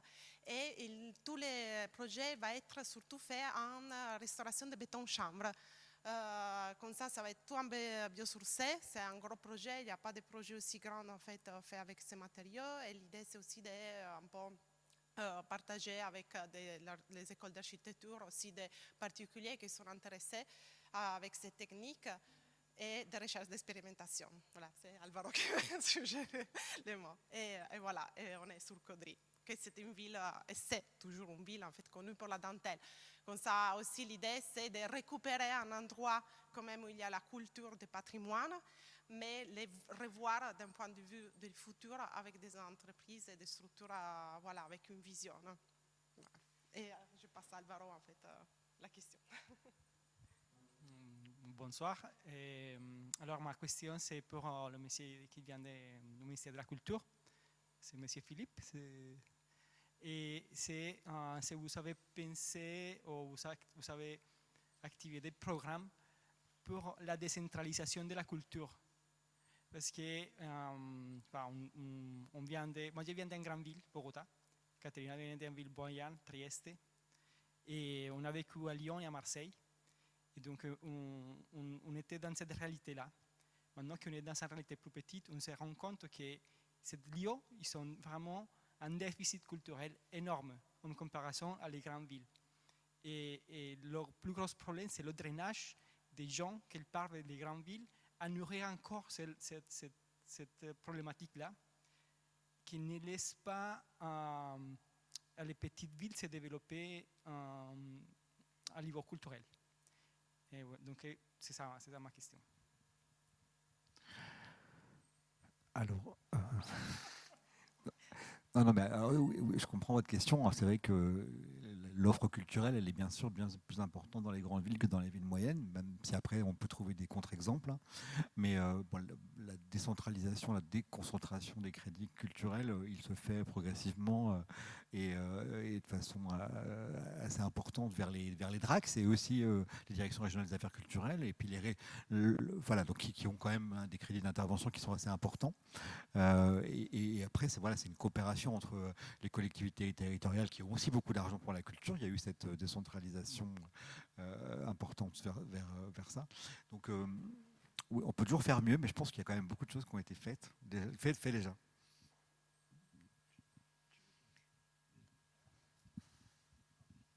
En fait, je suis pas sûr d'avoir bien compris la question. La question, c'était par rapport aux grandes villes ou aux métropoles versus les villes de taille moyenne ou petites villes, entre guillemets. Parce qu'après, il y a aussi une question qui est importante au-delà de la... Enfin, je ne veux pas parler mais au-delà de la compétence du ministère de la Culture, des directions régionales des affaires culturelles, des régions, des départements, des différentes strates qui n'ont pas forcément la compétence culture prime abord, parce que par exemple la région de France investit quasiment 120 millions d'euros dans la culture depuis 10 ans maintenant. Et ce n'est pas une compétence obligatoire au titre... si on est sur le prisme entrepreneuriat culturel, on peut considérer que sur le volet économique, qui est une compétence de la région, ça fait partie de la compétence et que c'est un choix politique. Mais après, il y a aussi une question politique au sens propre, de savoir est-ce qu'une ville souhaite ou non investir dans le champ culturel. Et ça, ce n'est pas le ministère qui est prescripteur, ce n'est pas une décision étatique, ni une décision régionale, ni une décision départementale. C'est les maires qui décident ou non d'investir à tel ou tel endroit sur telle ou telle politique qu'ils souhaitent promouvoir à l'intérieur de leur territoire.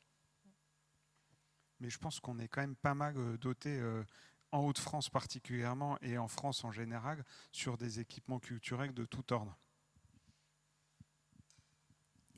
Et qu'on essaye d'amener la culture quand il n'y en a pas, par des choses itinérantes, par plein de choses, des festivals, et qu'on essaye d'équilibrer un peu tout ça. C'est aussi le rôle du Pass Culture, que des enfants, que des adolescents puissent avoir accès à la culture d'une façon différente et de façon harmonisée. Je voulais réagir sur un label. Vous parliez de culture et le label dans les territoires. Pour moi, aujourd'hui, un label qui est le plus innovant, c'est les centres culturels de rencontre. Et ces centres culturels de rencontre, c'est des centres qui sont dans des lieux patrimoniaux, des abbayes. Moi, j'ai eu des chocs esthétiques dans ces lieux absolument merveilleux. Et c'est aussi un label qui va couvrir les marges, peut-être, puisque vous avez un lieu qui s'appelle le plus petit cirque du monde.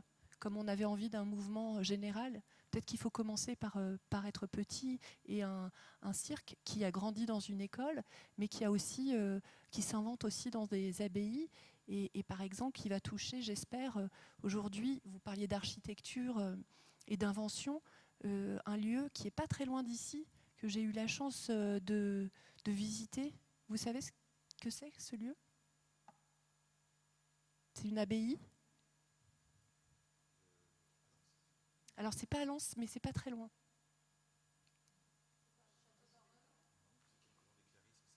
C'est ça, ouais. Mais il n'est pas très loin pour moi, à l'échelle du monde. Le couvent des Clarisses. Et le couvent des Clarisses, c'est un lieu absolument génial. Je ne sais pas si vous le connaissez, et qui pourrait être intéressant. Et je pense qu'aujourd'hui, le futur ancestral, il s'invente dans les villes.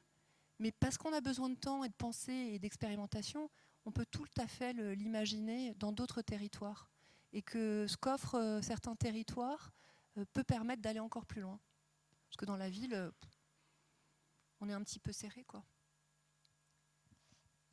Du coup, je me permets, j'avais une question, plutôt une remarque. Donc moi, je m'appelle Lucie, je suis artiste plasticienne. Et donc, je suis aussi en même temps le chef de mon entreprise. Et aujourd'hui, on parlait de travailler à côté de sa pratique, ce qui semble plutôt rationnel.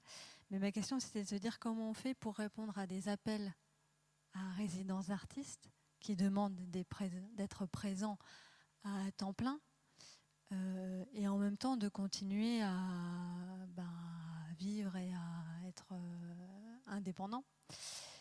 Parce qu'aujourd'hui, les appels à résidence existent toujours, parce qu'il y a encore des budgets, mais ils sont quand même restreints. Et donc, parfois, là, par exemple, les appels auxquels je réponds, c'est sur l'année prochaine. Comment je fais pour prévoir que l'année prochaine, je pourrais quand même participer parce que potentiellement, je serais obligée d'avoir un travail alimentaire. Et est-ce qu'il y a des structures qui peuvent répondre à ce genre de questions ? L'idée, c'est pas de faire un constat, mais plutôt de me dire, est-ce qu'il y a des solutions qui existent ? Je pense qu'on est pas mal dans cette position. Merci.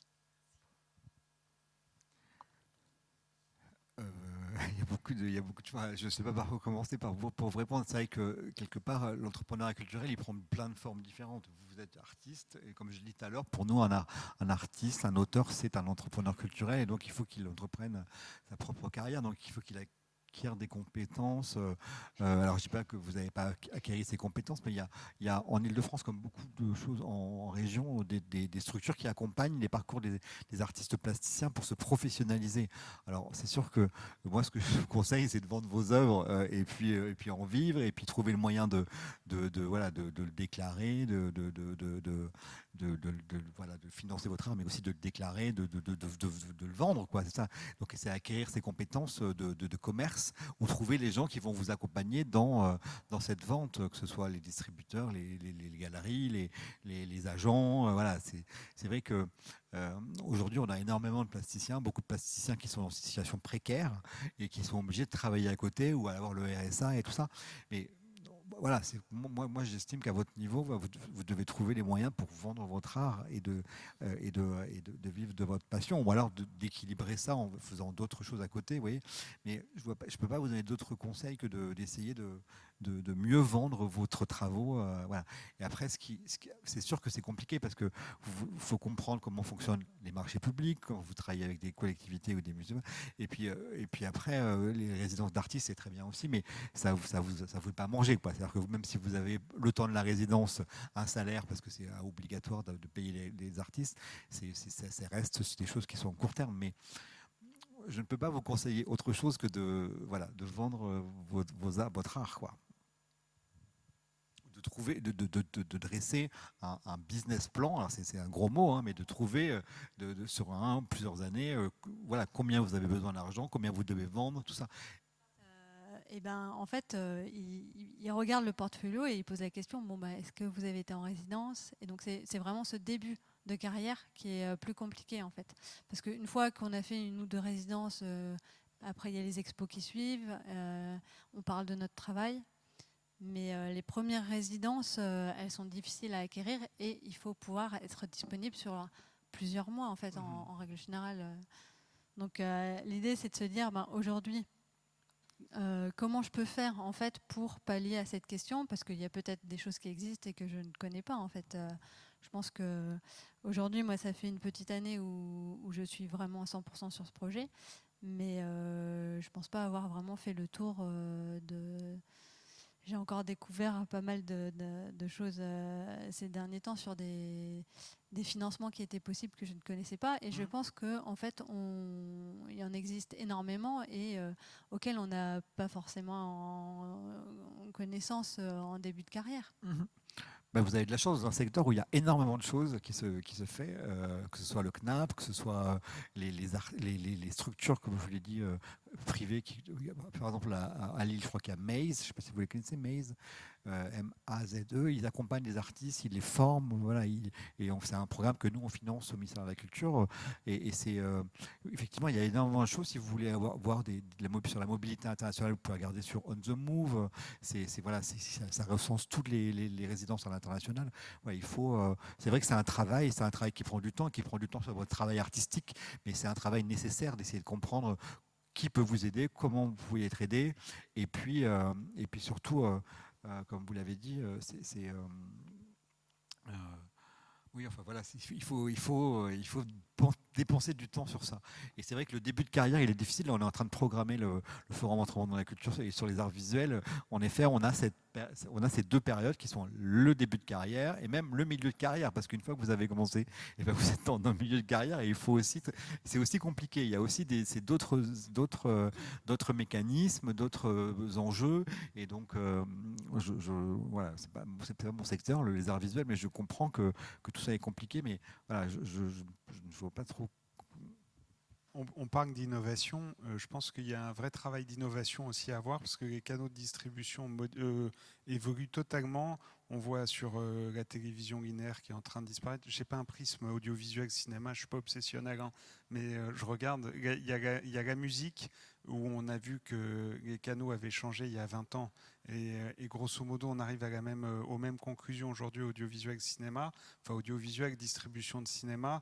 Et il y a un moment où il faut, je dirais, il y a deux choses. Au-delà de l'innovation dans la distribution et dans la diffusion des œuvres, de créer du décloisonnement et de la transversalité dont Maria parlait tout à l'heure.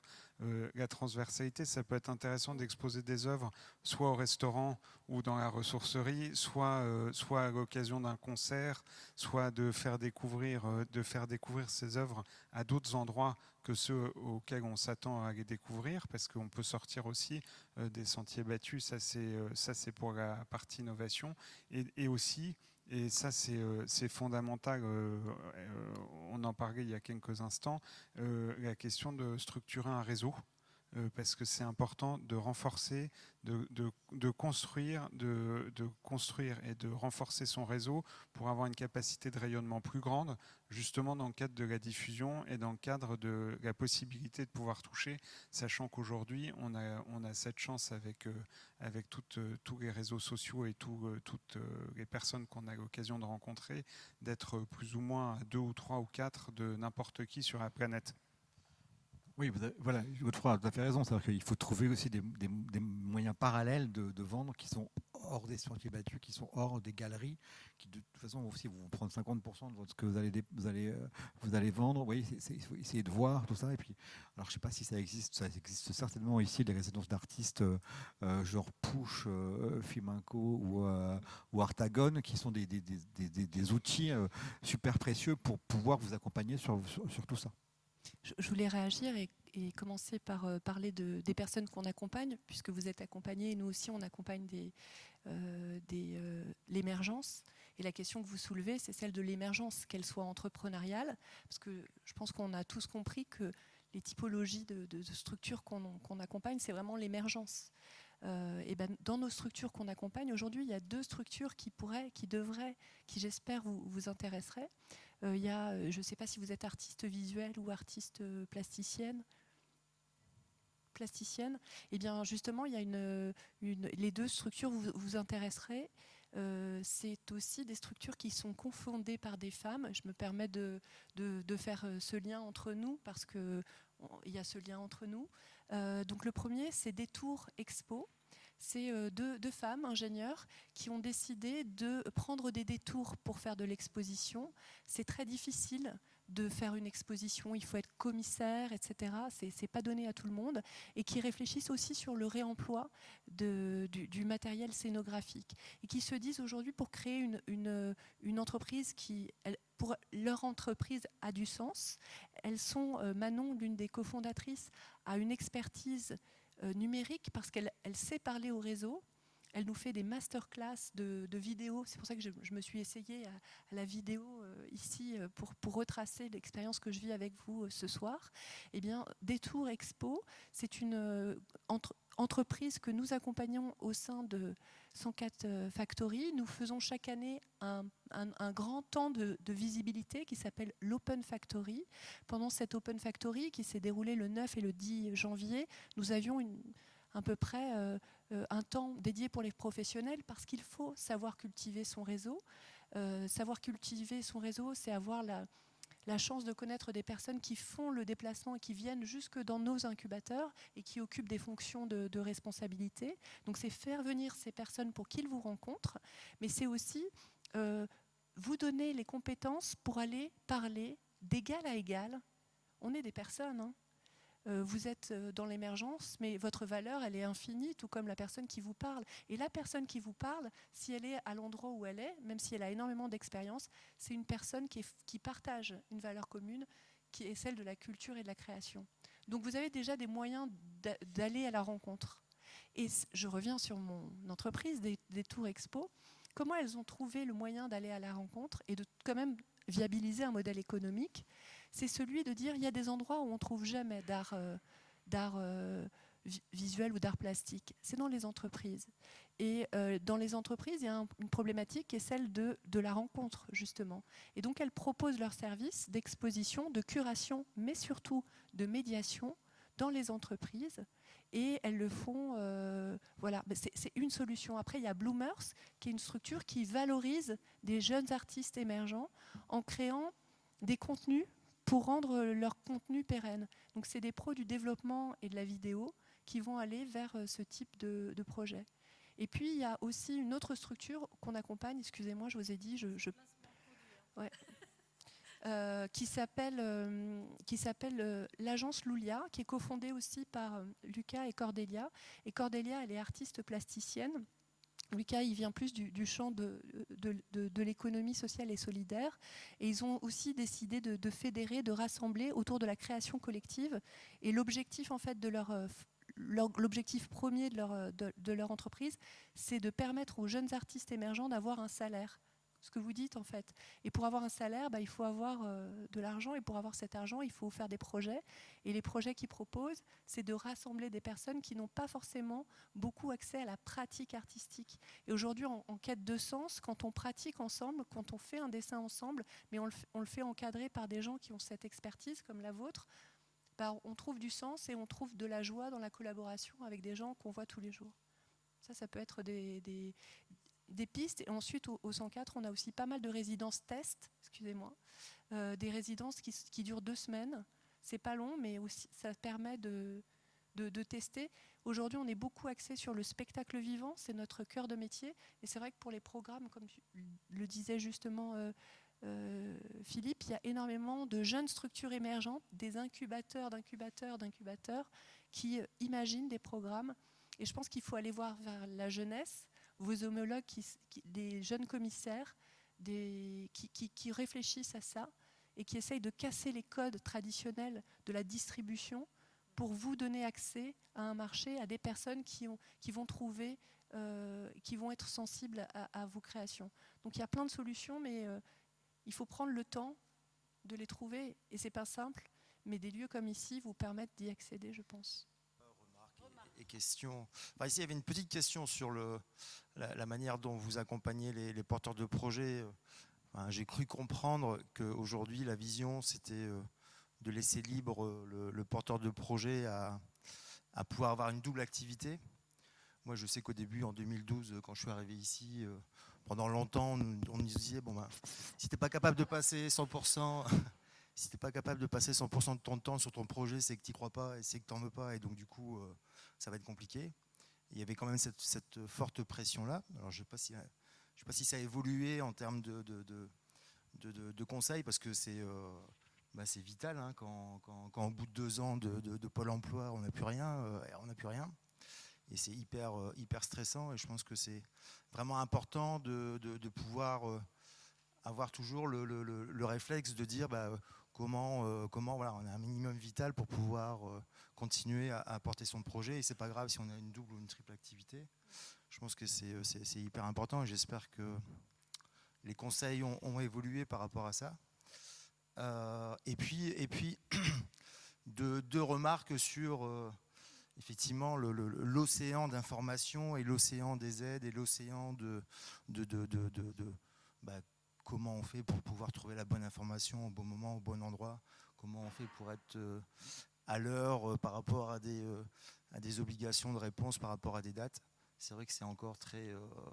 le guichet unique de l'aide, qu'elle soit économique, qu'elle soit culturelle, qu'elle soit dans tous les secteurs, ça serait quand même cool de pouvoir y penser par rapport à la région et par rapport à l'État. Je pense qu'il y a un vrai sujet et je pense que Xavier Bertrand, à un moment, l'avait pensé. Au Covid, moi j'ai bossé à HDFID et on était avec tous les opérateurs, donc régions, départements, collectivités territoriales, etc. Et puis chacun avait son site, chacun avait son appel à projet, enfin son aide, etc. Et à un moment, on s'est dit, tiens, ça serait peut-être cool de pouvoir avoir une seule plateforme, un seul lieu où on va pouvoir vraiment émerger au bon moment et au bon endroit. Je ne sais pas si c'est à nouveau d'actualité ou si vous pensez à ça, parce que c'est vraiment important, parce que du coup, nous, on multiplie les dossiers, on multiplie le travail pour aller chercher ces financements et ces accompagnements-là. C'est hyper énergivore, ça coûte beaucoup d'argent et c'est un peu du travail dissimulé aussi. Et il y a une vraie réflexion là-dessus pour l'ensemble de la profession, sachant que on a la chance de pouvoir avoir toutes ces aides-là, et ces accompagnements, et au final, c'est compliqué de pouvoir être efficace. Alors, je voudrais déjà répondre à la première question sur le temps à accorder à son projet. Moi, je me base sur le réel. Le réel, il y a des personnes qui ont besoin de manger, qui ont une activité économique, qui, vraiment font des efforts pour arracher du temps pour leur projet. Aujourd'hui, je ne pourrais pas dire à quelqu'un, non, mais laisse ton activité économique et concentre-toi uniquement sur ton projet. Je n'ai pas le droit de le faire.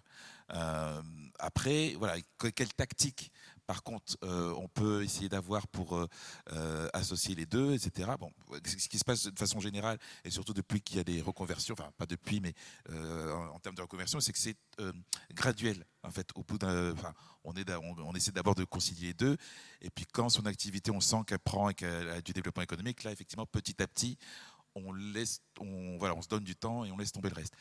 Nous, ça nous est arrivé en direct, voilà, je pense à Laurie. Les Missoli. Donc c'était un projet de médaillons connectés pour conserver la mémoire, etc. Bon, la première moitié de l'accompagnement, elle devait jongler, elle venait d'être maman, elle avait son boulot, son mari, tout. Donc vraiment, et ça lui a pris du temps. En amont, avant d'arriver à Louvre-Lens-Vallée, elle avait déjà travaillé sur son projet depuis 3 ans. Bon, ça a été une accélération. Il y a eu un petit accident. En fait, ses patrons se sont rendus compte qu'elle assistait à des ateliers. Donc, ça lui a donné un coup, une pression qui lui a dit, là, je fais le choix. Là, je fais le choix, effectivement. Je me concentre sur ce projet-là. Et aujourd'hui, effectivement, on voit son projet qui prend vie. Elle est passée à la télé, son projet vit, etc. Donc, voilà un peu ces histoires de trajectoire. Il y a quand même une partie, ça doit être sécurisé. Après, il y a ceux qui peuvent se permettre. Souvent, quand on regarde la typologie, moi, quand j'étais entrepreneur, c'est parce que madame était aussi fonctionnaire. Donc, voilà, il y a aussi des choses comme ça qui se jouent dans le réseau. Pardon ? Voilà, donc il y a déjà cette partie-là. Ensuite, j'ai oublié l'autre question. Ah oui, qui était sur les... Alors, je sais que dans d'autres domaines, il y a des échanges, par exemple avec l'ADEME, sur plutôt des appels à commun, plutôt que des appels à projets qui finalement mettent les personnes en concurrence. Donc il y a aussi un rôle de ceux qui émettent ces appels à projets pour inciter à plutôt des appels à coopérer, des appels à mutualiser. Alors c'est souvent le cas à travers des consortiums, etc. Mais effectivement, il y a ces enjeux-là qui sont partagés dans d'autres champs que celui culturel. Je peux prendre l'analogie de notre modèle. De plus en plus dans les lieux culturels, on est obligé d'employer aussi cette question des modèles économiques de la culture.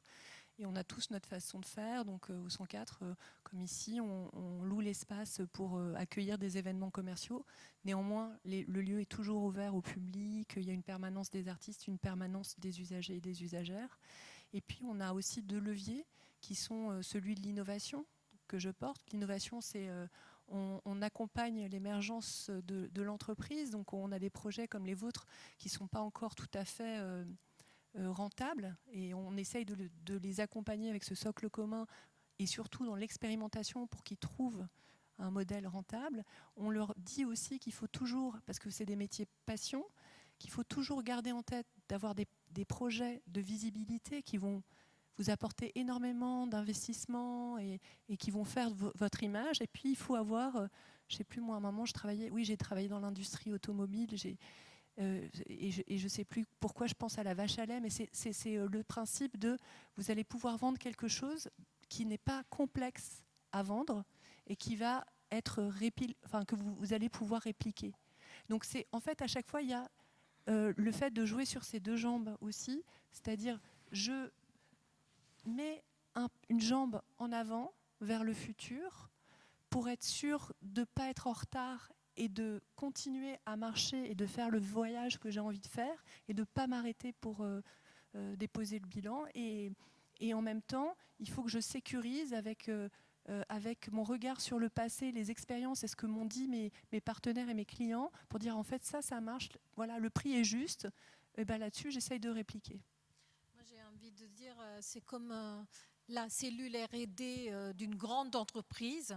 La cellule R&D d'une grande entreprise, c'est celle qui va chercher les fonds, qui est celle qui va chercher l'innovation, qui fait la veille, etc., sur les opportunités.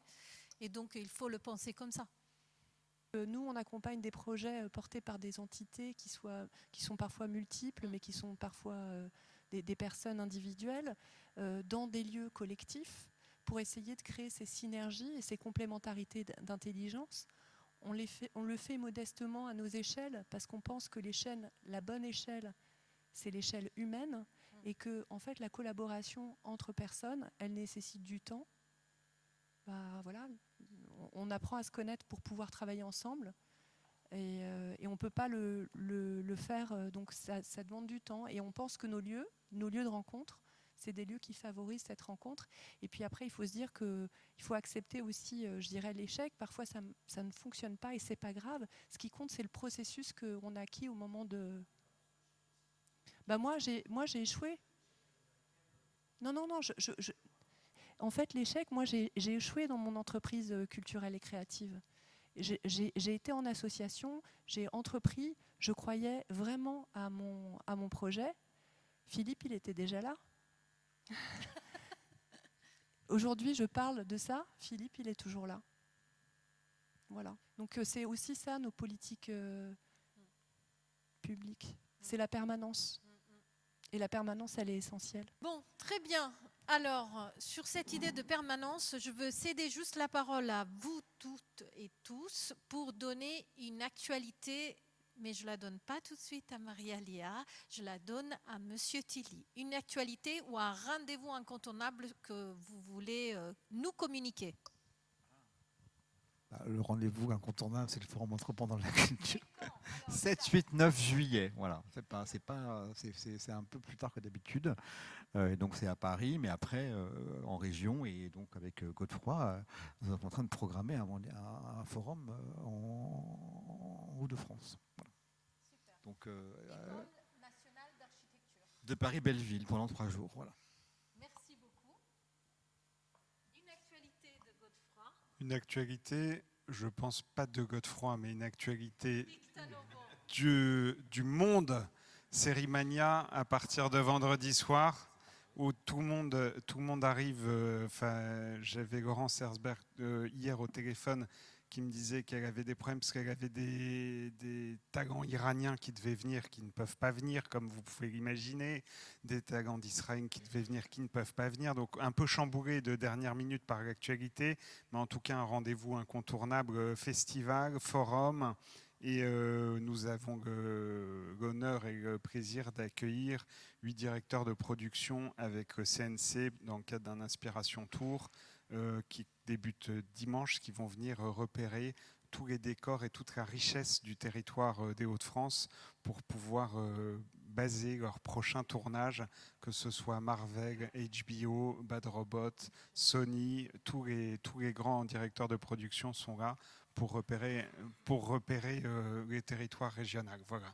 Donc c'est ça l'actualité de la semaine à venir. Merci. Donc si j'ai échoué, voilà, je voulais avouer, je continue à persister. Ça fait des années que j'évolue dans le milieu de la créativité et de l'entrepreneuriat.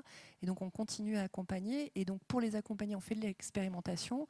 On a une équipe qui, Studio Descartes, fait de l'immersif autour de la philosophie. Parce qu'aujourd'hui, il est important de se poser les bonnes questions. Donc la philosophie, c'est aussi la quête du sens. Et alors pour les préparer, on fait une expérimentation publique les 9 et 10 avril. Moi, je serai loin. Chez nous, dans le salon, dans notre salon, on a aussi un canapé et on fait. Alors, c'est un lieu hybride parce que c'est à la fois là où on donne les classes, c'est là où il y a des cours de pratique corporelle, et c'est là aussi où on expérimente, et c'est là où juste à côté de nos bureaux, donc quand ils font des boucles sonores, on leur explique que parfois ça peut être difficile de se concentrer, mais c'est là aussi la réalité de nos métiers, c'est-à-dire que pour se concentrer, il faut trouver des espaces un petit peu de silence. C'est le 9 et 10 avril. Ça tombe bien, chez nos copains à côté Universcience, il y a le festival New Images autour de l'immersif. Et alors pour les préparer quand même, parce que c'est leur premier grand moment, on fait une petite expérimentation, un crash test en interne le 2 et 3 avril. Mais là, c'est pas public, mais on vous le dit parce qu'en fait, l'expérimentation, il faut quand même la sécuriser un peu, parce qu'on invite des gens et on aimerait tous vous inviter. Et vous également, j'aimerais vous inviter à venir expérimenter l'immersion dans la philosophie. Et vendredi, dans notre comité de sélection, il y a un projet génial dont je voudrais vous parler dans quelques mois. Merci beaucoup. Thierry. Le studio Descartes à Louvre-Lens-Vallée. Non, mais je suis de loin, je suis assez fan. Une actualité, en fait, il y en a. Alors, malheureusement, on a eu notre appel à candidature. Donc, on a un appel à candidature pour le programme d'accompagnement tous les 3 mois. Là, les candidatures sont closes depuis lundi. Je reçois encore. Donc, ça, c'est l'actualité avec un jury donc, au 31 mars. Donc ça c'est l'actualité, et puis il y a une autre actualité qui est liée justement à l'économie circulaire dans la culture, parce que c'est un axe fort aussi, c'est aussi un axe d'investissement en termes d'entrepreneuriat pour les porteurs de projets. Certains sont déjà dans cette dynamique-là, et donc notamment avec les augures, avec la CAL. Donc il y a une action, et ici vous allez pouvoir le voir, vous voyez déjà un meuble bleu là-bas. C'est concret, c'est-à-dire comment on revalorise les caisses qui protègent les œuvres du Louvre ou du centre de conservation du Louvre. Et donc l'idée c'est de les transformer en mobilier à travers des workshops, notamment avec des porteurs de projets qu'on a pu accompagner, donc un collectif qui s'appelle le Coron des Arts, un collectif d'artisans. Et puis le designer, nos designers qui ont accompagné justement des personnes, pas forcément expertes. Et donc on pourra vous montrer quelques-unes de leurs créations en avant-première. Mais voilà, pour moi c'est une des actualités, c'est aussi la culture qui, là encore, je pense, est en pointe sur ces questions de transition et sur ces questions de transition environnementale. Merci Thierry. Je vous donne rendez-vous le 13 et 14 avril pour les Journées nationales de l'immersif qui auront lieu co-organisées, coproduits avec Jedi, qui n'est pas le nom en référence à petit clin d'œil à Star Wars, mais Jedi c'est le collectif qui réunit tous les professionnels de l'immersif. Donc n'hésitez pas à vous inscrire si vous souhaitez assister à cette réunion nationale. Et voilà, on vous invite tout de suite à boire un verre avec nous. Et j'ai oublié aussi, le 28 avril, valoriser l'innovation dans l'artisanat, nos prochaines conversations, dont le principe et pas forcément être d'accord, mais remettre en perspective les regards. Je vous demande de les applaudir. Marie-Alia, Philippe, Thierry, Godefroy et Charlotte, Fiona et Marion pour l'organisation. Merci. Merci aux intervenants et intervenantes, aux participants et participantes, ainsi qu'aux équipes de Louvre-Lens-Vallée. Merci à nos membres fondateurs, la communauté d'agglomération Lens-les-Vins, la région Hauts-de-France, l'Université d'Artois, la Chambre de commerce et d'industrie de la région Hauts-de-France, la Chambre des métiers et de l'artisanat des Hauts-de-France et le musée du Louvre-Lens. La prochaine conversation aura lieu le 28 avril à Louvre-Lens-Vallée et s'intitule « Valoriser l'innovation dans l'artisanat ». Retrouvez toutes les infos sur nos réseaux sociaux ou directement sur Hello Asso. À très vite.